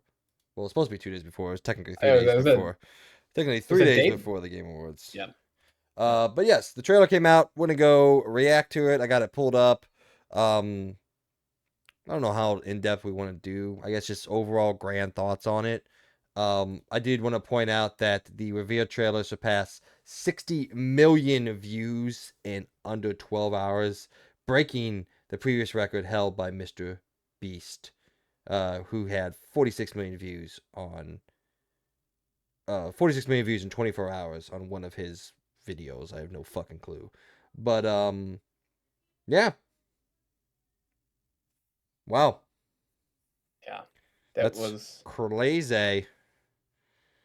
this was But anyway, this was interesting. so obviously people are excited about it. No shit, Sherlock. Yeah, But what did we think of the trailer overall? I don't actually know how big of a GTA fan you are. I don't think we've ever really talked I about am it. I've played all the way since San Andreas. Played each one since. Well, I've played all of them So but the original two. So that goes back to, I think that was PS2. Yeah, PS2 was when I was playing San Andreas. yeah. Um, Let me just say right off the bat, the game is absolutely beautiful. The yes. lighting techniques, the water physics, the design, the amount of things in the game. I'm literally watching the trailer right now. The amount of things in the game, the way that they were able to capture the feel of Florida, um, just Jesus fucking Christ, man. I cannot fucking wait for this game. I am going. This is another MIA game. You're not gonna fucking hear me. You're not gonna see me. I'm gonna be in my own little hole wherever I'm living at the time. And final thoughts before I turn it over to you. Jiggle physics, man. Jiggle physics. Yeah, that's a big one I've been hearing. Um, can we play? I like the song that they used in the trailer. That was really cool. We'll start off with that. Um, 10 years in the making, and this is what we get is insane. Because I did not think, if you think back to, there's been leaks in the past. 10 years is always, there's going to be trailers, there's going to be leaks. From what I've seen, I was not expecting what I saw. I loved how they first did it. It got leaked the night before. Rockstar's just like, all right, fuck it. Just give it to them. I'm like, please don't look at the leak. Just go look at ours, please. Quick question, real quick. Are you on the trailer? Yeah, Go ahead and pause and scroll to timestamp 54 seconds. If this screenshot doesn't encapsulate Florida, I don't know what does. Just and a there was this. just a dude in a poker visor and banana hammock only watering his already overgrown lawn. If that doesn't scream Florida, I honestly don't know what does. Exactly. There's a there's a lot of talk going around the community. I was talking to my friend Luke. Um, he was he was scared about seeing the trailer and that this was not going to be in the game. I was like, the stuff that you saw is not going to be stuff that you can play, and those are a lot of what you saw are they're going to be cutscenes. I mean, they're not going to give you gameplay right away. Obviously not. Now, that that one part of the alligator just walking through the store, that might be in Brilliant. the game. That God. might be in the game. I don't see why not. But I don't like that a lot of people think we should be having gameplay at this point. I said your first trailer is not going to have gameplay. There's a reason they call GTA trailer number one, which they're being nice to you to say there's more coming. We promise. Um, so I'm excited to see how they go off of this, but like talk about it comes out and everyone is talking about it. I'm in the middle of my Fortnite game and I close it when I get the Twitter notification that Rockstar tweeted, "All right, just watch it." Like we have it. Fuck it. Let's just watch it. I was like, "Oh, okay, fine." Close the app and I just watched it. Yeah. Um The I am trailer, very excited. I'll tell you, in comparison, the trailer on Rockstar's channel for Grand Theft Auto 5, the first one, 105 million views in 12 years. Yeah. This trailer, in 6 days, 139 million views. To say the industry is marginally excited for Grand Theft Auto 6 may be the Mhm. greatest understatement I've ever spoken out of these Mhm. dickhole of mine. This is going to I encapture. don't think you heard what I said. I heard. I'm trying Okay. to keep my thoughts so I don't laugh about it, forget about it. I hope Woo! Dickhole. I All right, what's hope up? everyone that, watches this episode, and I hope they realize this game is going to encapture generations of gamers. You think back to the people that were, think back to Mike's good old years of the 2000s when San Andreas was out. How old were you when you were playing San Andreas? '05, I would have been 12. Okay. Think about your Wait, is that dad right? that Yeah, 12. Yeah. I don't know if your dad, if your dad was any part. My dad was big into GTA. I don't know if your dad was into My GTA dad, and played my it, but dad, no. neither of my parents know a fucking thing about video games. My dad knows So a lot about think VR now, but I'll be right back. yeah. Hold on. We can keep talking. I'm Okay, going so back. I'm just. let me fill the void for No, everyone. I'm literally still Think here. I'm just closing the door because Peyton's being loud as shit out there. So um so think about everyone's father is going to be playing it. I don't know about their father. You get into a little bit. They don't care about video games anymore. But you never know. So think about everyone down from your father to you are going to be playing it because you've been waiting so long. Your buddy from that's 3 years, 4 years younger than you just started playing GTA 5, so he's waiting for it for the new one. There are kids in middle school and high school that this is going to be their first GTA of playing. Now, that's not true because I get voice chats in GTA 5 online with a bunch of 8-year-olds and 9-year-olds playing. I was like, what are you doing on this game? Go away. tell you what, But man. There's it's gonna be going to some be younger kids even seeing jiggle physics for the first time, and I'm excited for those young boys and like boys and women they're to going to be young see men after that release night. a big old jiggling booty for the first time. They're gonna be like, "Mom, look at this." She's gonna be like, "What the fuck?" All I know is that me and my friends, we're hitting the strip club when we get into that game. We are First hitting place the I'm strip going. club. First place I'm That's going. but Hopefully think they about your hopefully they made it easier to take home strippers. For some reason they made it really fucking hard in Grand Theft Auto 5 it and I was is, really and it annoyed. costs. And it, uh, hated me. Anyways, we don't have to get that far. But I mean it's think about GTA anywhere's between the ages of 2 13, and 14. Well, I wouldn't go 52. that far. All right. But like, 13, 14, all the way up until like people in their 60s and like they're all going to be playing because it's such a big community and Rockstar has tried. And if you know about GTA 5 Online, they have tried to hang on. They're trying to keep the community engaged and bringing out more stuff. Um, I think they're pretty excited that it's finally coming. They've only got one more year to come out with content for GTA Online, and I think you're gonna start seeing the GTA 6 stuff at the end of next year. You'll start seeing it more to the game. Overall, I am excited. I love the GTA franchise. I cannot wait. I'm going to be playing with all of my friends, Mike, Logan, all of my other friends. I'm going to be playing as much as I can. Like I'm going to find out the release date, and I don't care who I'm working for. Oh, sorry, I'm going. I got somewhere to be. I've got a event. I gotta take the weekend and a couple more days after that off. I've seen stuff about the map. I don't know how true it is, how big that map is going to be. If what I've seen is correct, It looks like the entire tip of Florida. it looks like yeah, it's Yeah. basically what we have now in GTA 5 Online. You add Vice City and you add a lot more. I'm excited. I'm scared to know how big this game file is going to be. So One thing that's interesting is one thing that a thing that Rockstar is really good at with the Grand Theft Auto games is essentially taking a snapshot of American pop culture, and that is represented in all the GTA games. Go back mhm. to San Andreas and the early knots and the hip hop and the rap and the more city version.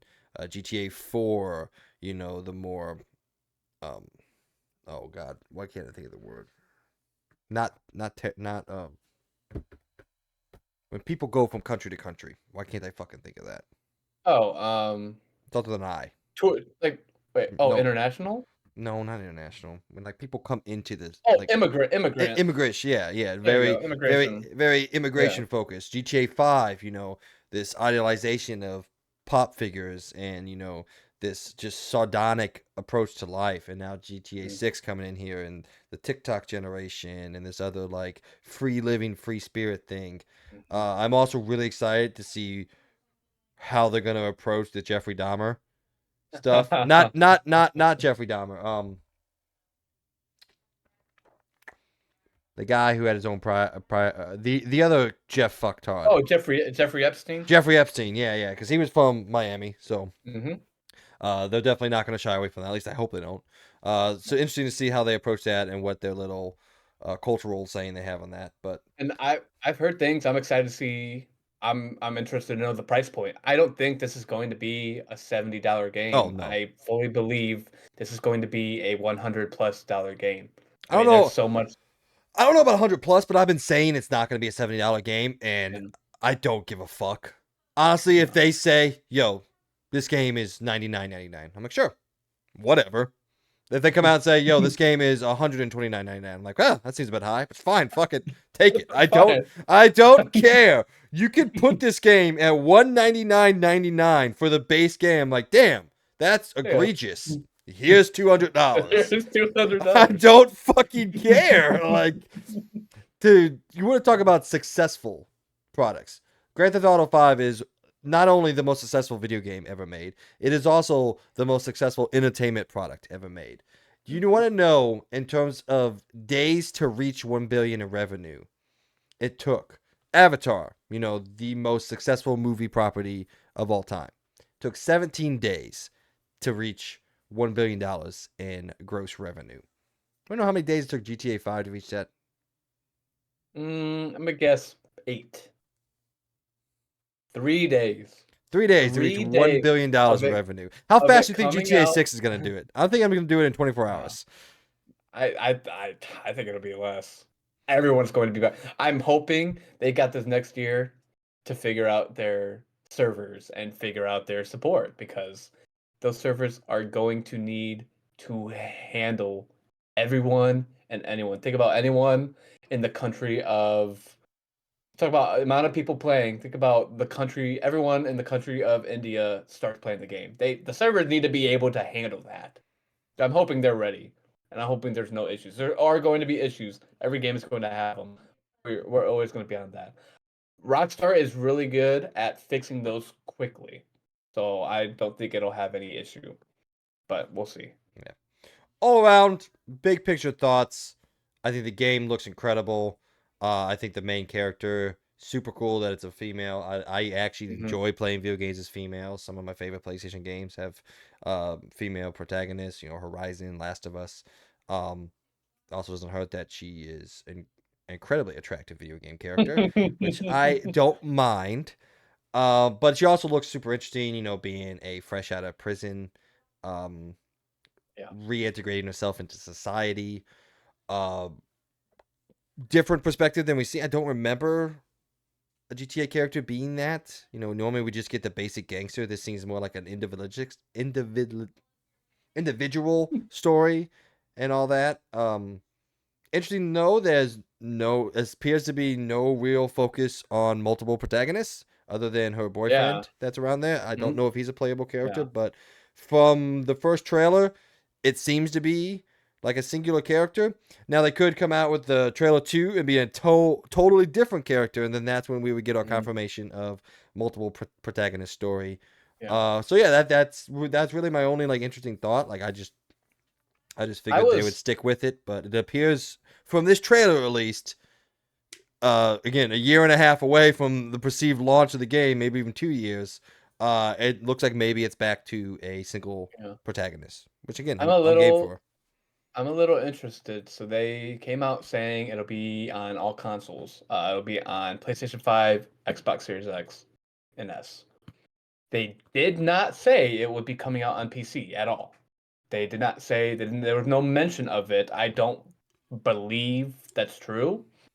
So I'm interested to see, the one thing about GTA that people know of is the role playing community. That game is based around a lot of servers of whether it's like police stuff or I don't even know what else is really out there.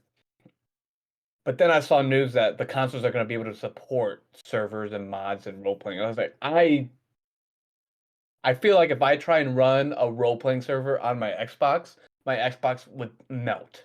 It would just start melting.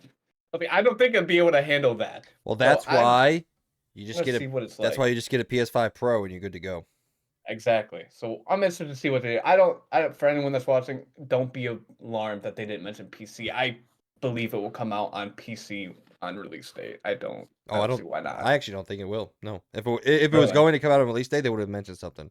I think it will really. come to PC. I think Yeah. maybe it is a 2026 PC release. I don't know. But yeah, no. Okay. If it was gonna be day and date with PC, they just would have said it here. And the fact that they Okay. specifically did not mention PC, they said PS5, Xbox X and S. I'm like, okay, it's not coming to PC at launch then, because again, if it was, they would have said it. There's no reason not to say it. Well, What are you hiding? Like, oh, I say, look at how good the game looks. I was like, if you put it on PC, how much better can you make it look? yeah, I mean, there's always ways, but yeah. Overall, we are very excited for it. yeah. Love the mood, love the look, love the main protagonist, love the approach of the protagonist. A lot of interesting things to take from this trailer. There's been videos done by essentially every single gaming focused YouTube channel across the industry. So everybody's eyes are on it. Everyone's eyes are going to continue to be on it. It does suck that we have to wait a while for it, but it is what it is.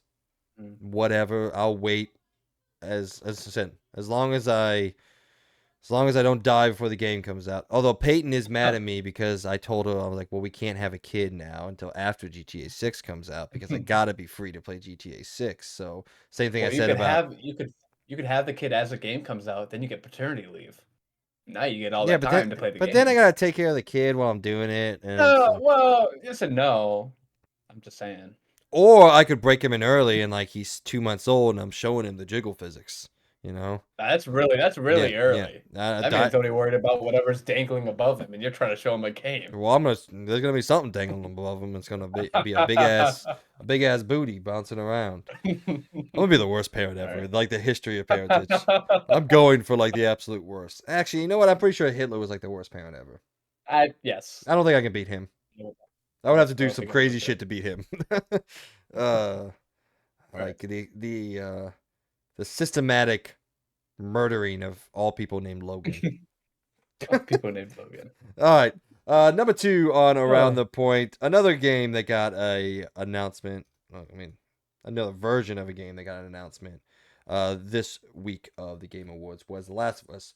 The rumored Last of Us Part 2 remaster is true and it is coming. And people were mad, but I don't care.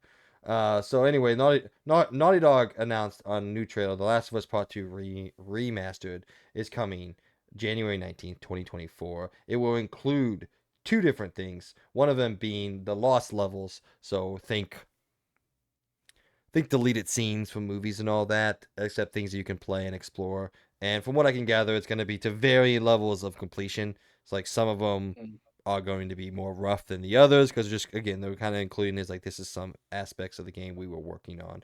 But the more interesting thing, and especially since now we have more details on it throughout the week is the new Mhm. mode called No Return. It is a new roguelike game mode, very similar in concept to kind of like Resident Evil's Mercenaries, where you play as a different characters and different characters have different weaponry and different like abilities and the way they move and the way they do combat. So and apparently like all it's essentially like a combination between like horde mode of Gears of War and Resident Evil Mercenaries, where you go through these different combat encounters and different waves, and you try to survive, and then you get upgrades along the way, and then obviously when you die, you lose everything.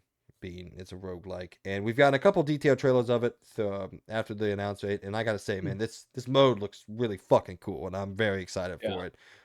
Good news is for people who own Last of Us Part 2 on PS4, whether that be the physical or the digital version, you have to pay a measly $10 to get the upgrade to unlock this new No. version. I know, I know. $10? Are you kidding me? I just the prepostery, we just talked about I $100 had to video game. spend money? Yeah, to play a brand new update of a game with two different editions and a brand new game mode. How dare How dare you? they? Somebody call Hitler. Get Sony out of here. I don't Man, know why I from what I've mentioned Hitler seen, so much, dude. I don't know why. I from love what the I've seen, man. everyone was excited. They were all excited for roguelike mode. I, you know, I haven't played The Last of Us. I do. That's on my list. I promise. So we'll see. Um, They're not as long as God of War. and You they're not can get making. Yeah. you can get through the first one And a complete completion playthrough where you find everything and get everything, it's about 20 hours. Normal playthrough, it's about 15 or so. And then The Last of Us Part 2 is about a long play is about 30 hours. It's about how long it took me to But beat it. My buddy beat it in they're not 24, so they're not making you wait. That's the first week we're back at classes is when it comes out. So no, it's not. That's the nope, that is I thought it was the we. 20th, 21st we were going back. It's weird. Let me make sure I'm not wrong, but I believe I thought it was like the 26th we were going back. nope, we're going back. We go back the day after MLK Day. I have no clue what that is, when that Let me is. make So sure I'm not wrong. First day of classes, yeah, January 16th. MLK is the third January Monday. 16th, because Yeah. that's a Saturday. Oh Okay, wait, so no. then Oh wait, no. January. Sorry, January 16th. No, January 16th is a Tuesday. Are you kidding me? Yep. Yeah, we go God back the damn. day after MLK Day. Yeah, it's a quick turnaround. I have no time at all Um, to myself ever. exactly, right? This I want to make sucks. sure you knew that. It's cool that they're not making their entire community wait months until they get it. So yeah, the one thing I took away from that was everyone was dying. $10. Oh my. Okay. Didn't you know? That's not as bad as GTA Online. They're like, oh, you want to play our online version? $30, please. Like I got it for free at the last You want to time. buy a 30 car? Got to get $30. insurance. $30. Yeah. Yeah, I mean, this So is like one of the least egregious things a publisher has done. Yes, could have they given away for free? Yes. Did they want to? No. There was time and development put into this, so they charging $10 for it. yes, in case you didn't know, the name of the game is Money and Profit. We would like to achieve that. Yeah, And I'm gonna be quite frank and cold here.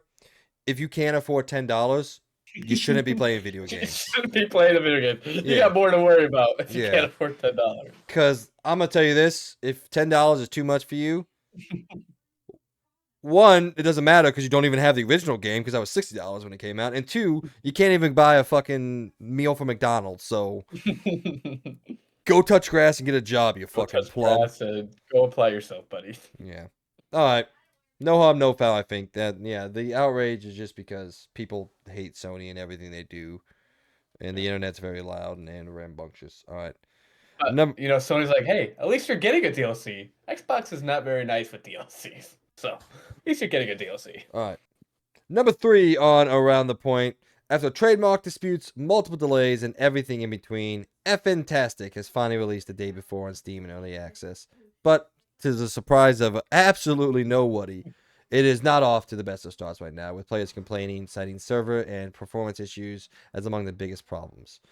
At the time of this writing, the day before Steam page has been flooded with negative reviews from users, many criticizing that despite being labeled an open world game or an MMO in reality, it's a distraction shooter, as some players have pointed out. Yeah. I don't know, I'm getting the time thing. I don't know, maybe I'm getting cut off. I'm getting played off stage at the Game Awards. Mm. But yeah, this is the game that Logan and I have been tracking the entire time since it got announced because it seemed to be completely bullshit and everything.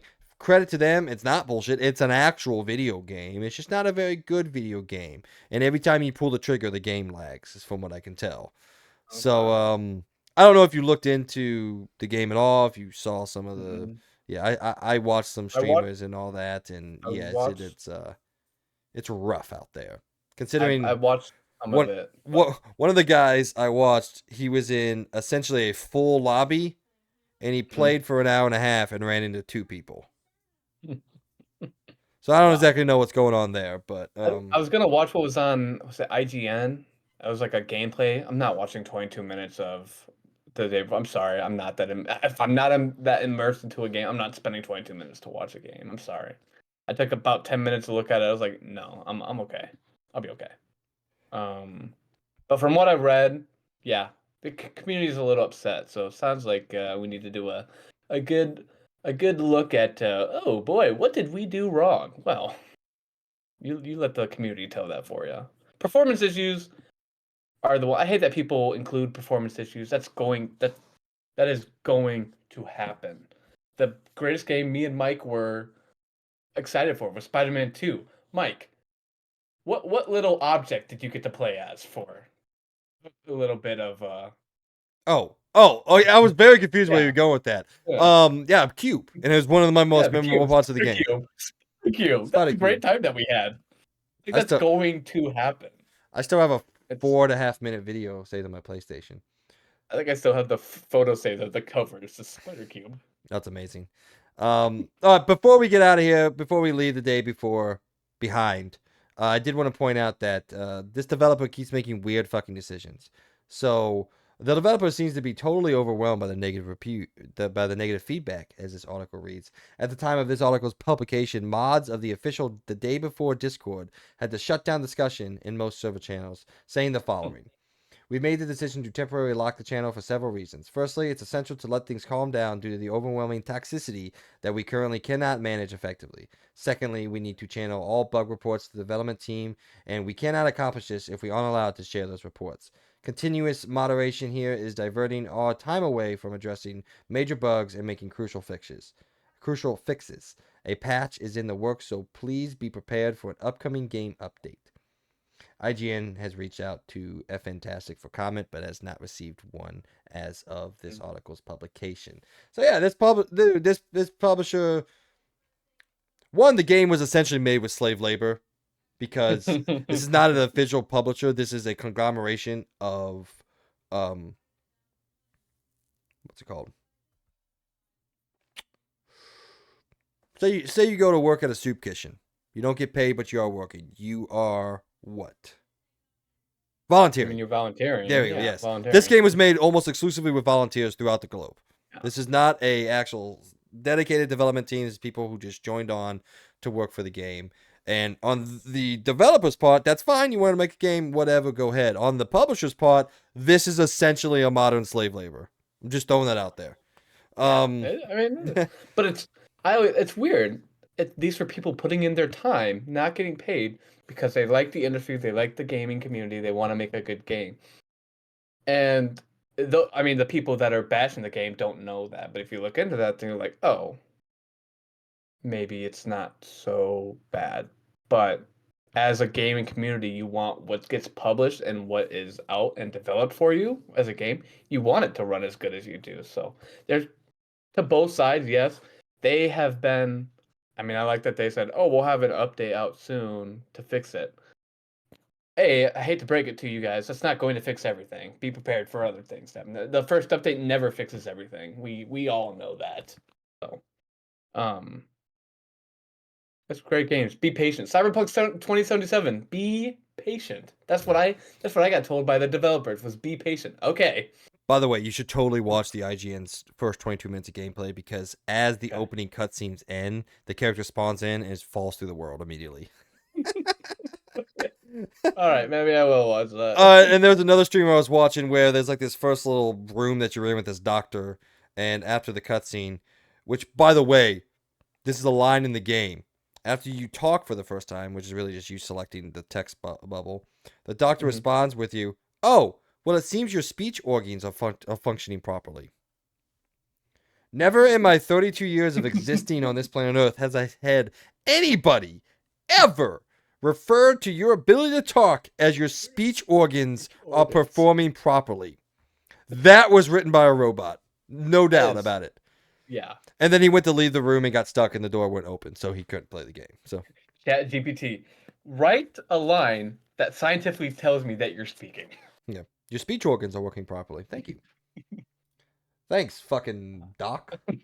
All right, a final news story. Cyberpunk 2077 has experienced its final update. This comes from the word of the developers saying Cyberpunk 2077 will receive its last big update tomorrow on December 5th, 2023. Developer CD Projekt Red as developer CD Projekt Red turns its attention towards the sequel, codename Orion, and the next mainline Witcher game, codename Polaris. Speaking to IGN, CD Projekt Red confirmed Update 2.1, which arrives alongside the Cyberpunk 2077 Ultimate Edition of the game, is the final major update for the 3-year-old game. CD Projekt Red CD Projekt Red, as well as ramping up development for its next mainline Witcher game codenamed Polaris, is switching focus to the full Cyberpunk 2077, which the team will slowly be moved over after completion of Update 2.1. They did make mention that there will be a small dedicated workforce to keep the game up and running and address any concerns the player base has. But as it is, development of Cyberpunk 2077 and its update are now complete, and the sequel is underway. All Well, right, it's over. end of an era. Yeah, It's over. It's end finally over. end of an era. Like I said, man, Cyberpunk 2077 is a prime example of just be honest with the people you are selling your game to.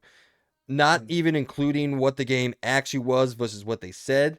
The whole controversy when it came out was its performance and all that on last gen consoles and everything like that. And obviously there were bugs galore throughout all versions of the Mhm. games. But if they just would have came out, say 3 months ahead, 4 months ahead, whenever, when they finally realized they could not get the game to run yet with the time allowed it, and just said, look, this game is so next gen and we're doing so many things, we just can't get it to run properly yet on PS4 and Xbox One. So we are going to delay those versions of the games to a later date, and you'll just get PC, PS5, Xbox X and S right now. Nobody would have said anything. Sure, there would have been some chagrins like, oh, damn, this sucks, whatever. But fucking Hogwarts Legacy did the exact same thing. They released all the versions throughout an entire calendar year. PS5 and current gen and PC came out February. PS4 last gen came out in July. Switch came out in November. Nobody said a fucking word. Because whatever, Communication. they understand that as you trickle down in power, obviously more development time is needed to get the game to run effectively or the best that they can. So if they just would have said that, they just would have said, guys, look, we've tried, we put all this work into it, we just can't get it to run. Maybe even showed us like this is what it looks like right now. And we would have been like, yeah, we don't want to play that. Good on you for delaying it and letting us know. But they didn't say that. They didn't Mhm. say anything. They hid everything from everybody. They only gave PC versions and next gen versions to reviewers to get the best reviews they could possibly can. And then they spit out the worst version of the game to the people who had the most consoles to play it. Mhm. And you got fucked Yeah. for it. Congratulations. Hey man, that alone that won them an award at the Game Awards. So maybe that's what they were It thinking. all comes Hmm, full circle. You hmm, know, the hmm. goal was like, If we look, do this now, if we do this now, think about how many awards we'll win in like 3 years. So granted, they only won the one, but at least they got one. and then Won on Hogwarts also, Legacy. this is something that Logan and I preach on this podcast. Just don't overpromise. You promised Yeah. us uh, the next innovation in open world RPGs, Hmm. and you just delivered a very good open world RPG. I played it when it first came out. Had those issues. I forgot about it. I left it. I back in my mind, I forgot about the thing as a whole. I didn't know it was back until I went over to Mike's house and he's just there, like, "What are you playing?" I was like, "Dude, it's like, yeah, the new update's out. It's the DLC." I was like, "What?" Dude, Like, again, yeah, it's all out. I was like, "What?" I will personally say Cyberpunk is a fucking phenomenal video game. Yeah. It is amazing. But you overpromised, you underdelivered, and Hmm. you released the game at 12 frames a second. Now it's great, But it's but no forgiving. There will be no nice that forgiving in they're, this show. they're giving us updates. Like they're moving towards the next Cyberpunk, Witcher 4. Is that the It'll be next the fourth Witcher? one. I have no clue what it's gonna be It'll be named, the but fourth one, whatever they're really gonna call it. At least they're honest about that. Like, hey, we're gonna, these guys that reimagine Cyberpunk. Well, they're gonna work on these two games, so they're giving hope to those two games. But I really don't hope that we see it happen again. I mean, I hope they've learned their lesson. So I we will mean, definitely see. the sad reality of this is I will never fully trust CD Projekt ever again. They were on top of the world. They came out with Witcher 1. It was great what it is, a great experience. Not that polished of a game, not that great. Came out with Witcher 2, completely revitalized the franchise, defined what it was. Came out with Witcher 3, redefined open world RPGs and Mhm, storytelling in open world RPGs, and they were on top of the world. Could do nothing wrong. Came out with its own dedicated Gwent game because Gwent was so beloved mhm, and people loved that. And now they're coming out with Cyberpunk 2077 based off a very popular tabletop game. All the trailers, all the hype, Keanu Reeves on top of the world. And I don't think I've ever seen a developer face plant as hard as these guys did when they Yeah. launched that game out. It is comparable to Patrick Mahomes walking across the stage, getting the NFL MVP, and then in the Super Bowl he gets beat 42-0. Just the biggest face plant ever conceivable is what these Yeah. guys did, and it's inexcusable. They did it to themselves. Mm-hmm. It wasn't like it was just misunderstood or things just went wrong or whatever. They were cagey. They hid everything. They didn't let anybody know. They released the game and said, y'all are going to buy it. We're going to get our money and then deal with the repercussions later. And the problem is they probably could have, over the course of these 3 years, sold tenfold the amount of copies if the game was great the whole time and they continued to update it than what they did at launch. And then the game just halted to a stop in sales because of what it was. So Yeah. you done fucked yourself. They've ruled themselves out of future awards. I mean, never gonna win. They never were gonna win Game of the Year with it. But like ongoing game, like they've now flat out said like we're done with this game. You will not get more of it. But look forward to future games. They never should have won ongoing Just, game to just begin wait, with. just So, wait on us. So all right. we will definitely see. Well, ladies and gentlemen, that was around the point. A short around the point because, quite frankly, this is one of the longest episodes we're ever going to produce. So enjoy it for what you can. It probably won't be this long ever again. But we're going to go now to Let's Talk Reviews, also known as LTR. This is where we go through some. You having fun? This is where we go through some of the games that you got a chance to play and how they are being rescored. They are being scored out there in the world. Kona is our unpaid actor, everyone. No kidding. Actress. Get it right. Actress. Avatar's Frontier of Pandora came out. Pandora came out and got an unfortunate 70. Arizona Sunshine 2. But we are holding. Arizona Sunshine 2 came out and got a 77. Steam Will Build, 77. Batman Arkham Trilogy on Switch somehow got a 70 as well. And I've seen the game. Arkham Knight does not work on the Switch, and it still got the same fucking score as Avatar did. I'm not mad. I'm just disappointed. Turok 3 Shadow of Oblivion Remastered, 73. Persona 5 Tactica, 78. Super Mario RPG, 84. And Assassin's Creed Nexus, 81. Yeah. What do you got? We are holding strong. We are holding strong on that Avatar. When it comes to his fantasy, we are hoping that score does not go up. No, we're hoping it does, because I have the game. I thought that's the one that... Wait, which one did you counterpick? The finals. Oh, yeah. We're hoping that score stays, because quite literally, this league that I've been hearing about is separated by 0.27 points. Decimal points. It's that close. Yeah, decimal separated points. by no decimal full points. Indeed, so... It's down to the wire, man. It is. We'll figure out after I get back from vacation who wins. When do you guys...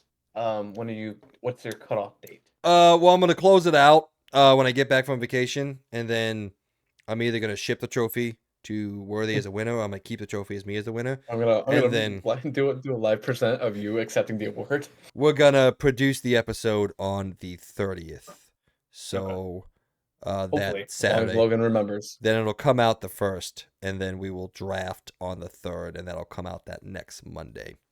Because Logan's gonna be down for the weekend, so I can't do it then. So, yeah, it's been a hell of a year, a massive comeback for me stage. Let's just hope I can hold on to it at the end here. But you guys will find out in the coming weeks on January 1st. You'll find out on New Year's January 1st. who is the winner of the Fantasy Critics League. And I don't know. There's an idea floating around. Maybe we'll extend the player base next year. I'll have to talk to the guys about that, whether they approve or not. But that is to be decided. Right now, we're going to go to Out This Week. This is where we go through the games that you get a chance to play over the span of the next week or weeks. I did just the rest of the year because we're not going to produce another episode for the rest of the year. So. There's also... So on December 12th, Bear and Breakfast comes to PS5 4 Hammerwatch 2 on PS5 and Nintendo Switch. SpongeBob SquarePants: The Cosmic Shakes makes its way to iOS and Android devices. On December 14th, Grand Blue Fantasy Versus Rising on PS5 and 4 and PC. House Flipper 2 on PC. Palia, still don't know how to fucking say that, on Switch. Pokemon Scarlet and Violet, the Indigo Disc DLC on Switch. I forgot to put that button. And then on December 20th, Resident Evil 4 Remake makes its way to Mac and iOS. Yeah. And that is the rest of your 2020 2023, a hallmark year in video games, closing it out with quite frankly, a pretty big whimper, but it's always a whimper at the end of the year. So, all right, Andrew, you gonna play any of these games? Um, Probably not. I mean, let's just be honest there. I played House Flipper. Did play House Flipper 2. No, I played House Flipper. I'll get House Flipper 2 when I get my PC built. We're gonna wait on that. Um, I'm excited about seeing all these mobile games and games on Mac. Like finally, Mac has finally come out with a computer that will be able to run games like this. Let's be honest, if I have my little, I'm not gonna show it. I'm not doing about that. I got my little Mac M1 chip MacBook Air from 2020. If I wanted to play Baldur's Gate 3 on this Mac, my MacBook would, I I don't know if it would melt or it would just, I think it would disappear. Quite frankly, it would just disappear. It would burn down and She's back. conform. Of course she is. Um, I'm happy to see that they finally built a computer where it can start running these games. And then like Netflix has even got into it. Like if you have a Netflix account, you can start playing it on your phone and iPad. I mean, it's cool to see Yeah. that they're finally inviting more communities. So, but no, to be frank, I'm not playing any of these games. No, thank you. Me neither, because I'll be in the middle of the Pacific Ocean. So, all Well, right, you won't be able to. ladies and gentlemen, this brings us to the end of our show. Everyone who has either been watching or listening, we just want to take this time, as always, and thank you from the bottom of our hearts. Without your support, we could not be doing what we're trying to do here on the Experience Point. But please help us to continue to grow. Help us to continue to grow by telling everyone out there that you know who has the slightest appreciation for all things pop culture that they have some new friends waiting to talk all sorts of fandoms with them. We would greatly appreciate it. Mr. Andrew, any last words? I saw you pause right there when I Well, said because I read Logan and I was like, that's not Logan. that's not his name. Um, Thank you guys for listening to me rant. Sorry I took up so much of your time. There's just a lot to talk about because a new opinion and not just Logan that would have been hating the entire time talking about the Game Awards. I didn't do as much hating, I hope. We'll see how I'll watch it back over and see how well we did. Um, yeah, I've been talking to Logan and Mike. I'm hoping I can get included more, not on every single episode, but the one thing is that's lacking for me as a PC. So once I get that built, I'm hoping like I'm gonna sell my Xbox, I'm gonna sell my MacBook, and I'll be all on the computer. And I wanna do so much more with that. Streaming is down the line. I got a couple friends that want to try something. I don't know. I don't know if I want to get that crazy, but no, it's my first podcast on here, getting to talk to everyone in the episode. If we don't, actually talking, we don't include reacting to a Game Award show. So it was overall fun, and I'm glad I got to speak to everyone. And go look at the comments on literally any other episode, and you can follow me there because I always have something to say. Or I got bashed, and you can rewatch it, and then you can understand why I commented that. So yeah. It's all fair and love and war here on the Experience Point. No, man, you did great. Podcasting isn't as easy as everyone makes it out to be. You got to have a flow and a general comprehensiveness. Like, I'm not gonna say it's hard. It's definitely not one of the hardest things I've done in my life. It's not even close. But the hardest thing I've done in my life is never mind. We're not gonna say that. Uh, but no, man, you did great. You're more than welcome back. We just got to get you a official mic and camera setup going. But we'll do Oh that yeah. in the new year when I build your PC for you. So I'm excited. Heck yeah. Anyway, once again, thanks everyone for listening and following along with us. This has been another episode of the XP Podcast, brought to you by us here at the Experience Point. I hope everyone has a great week, a great rest of the year, a fantastic Christmas, and we will see you guys in the new year, 2024. Peace out. Have a good one. Enjoy your year. All right.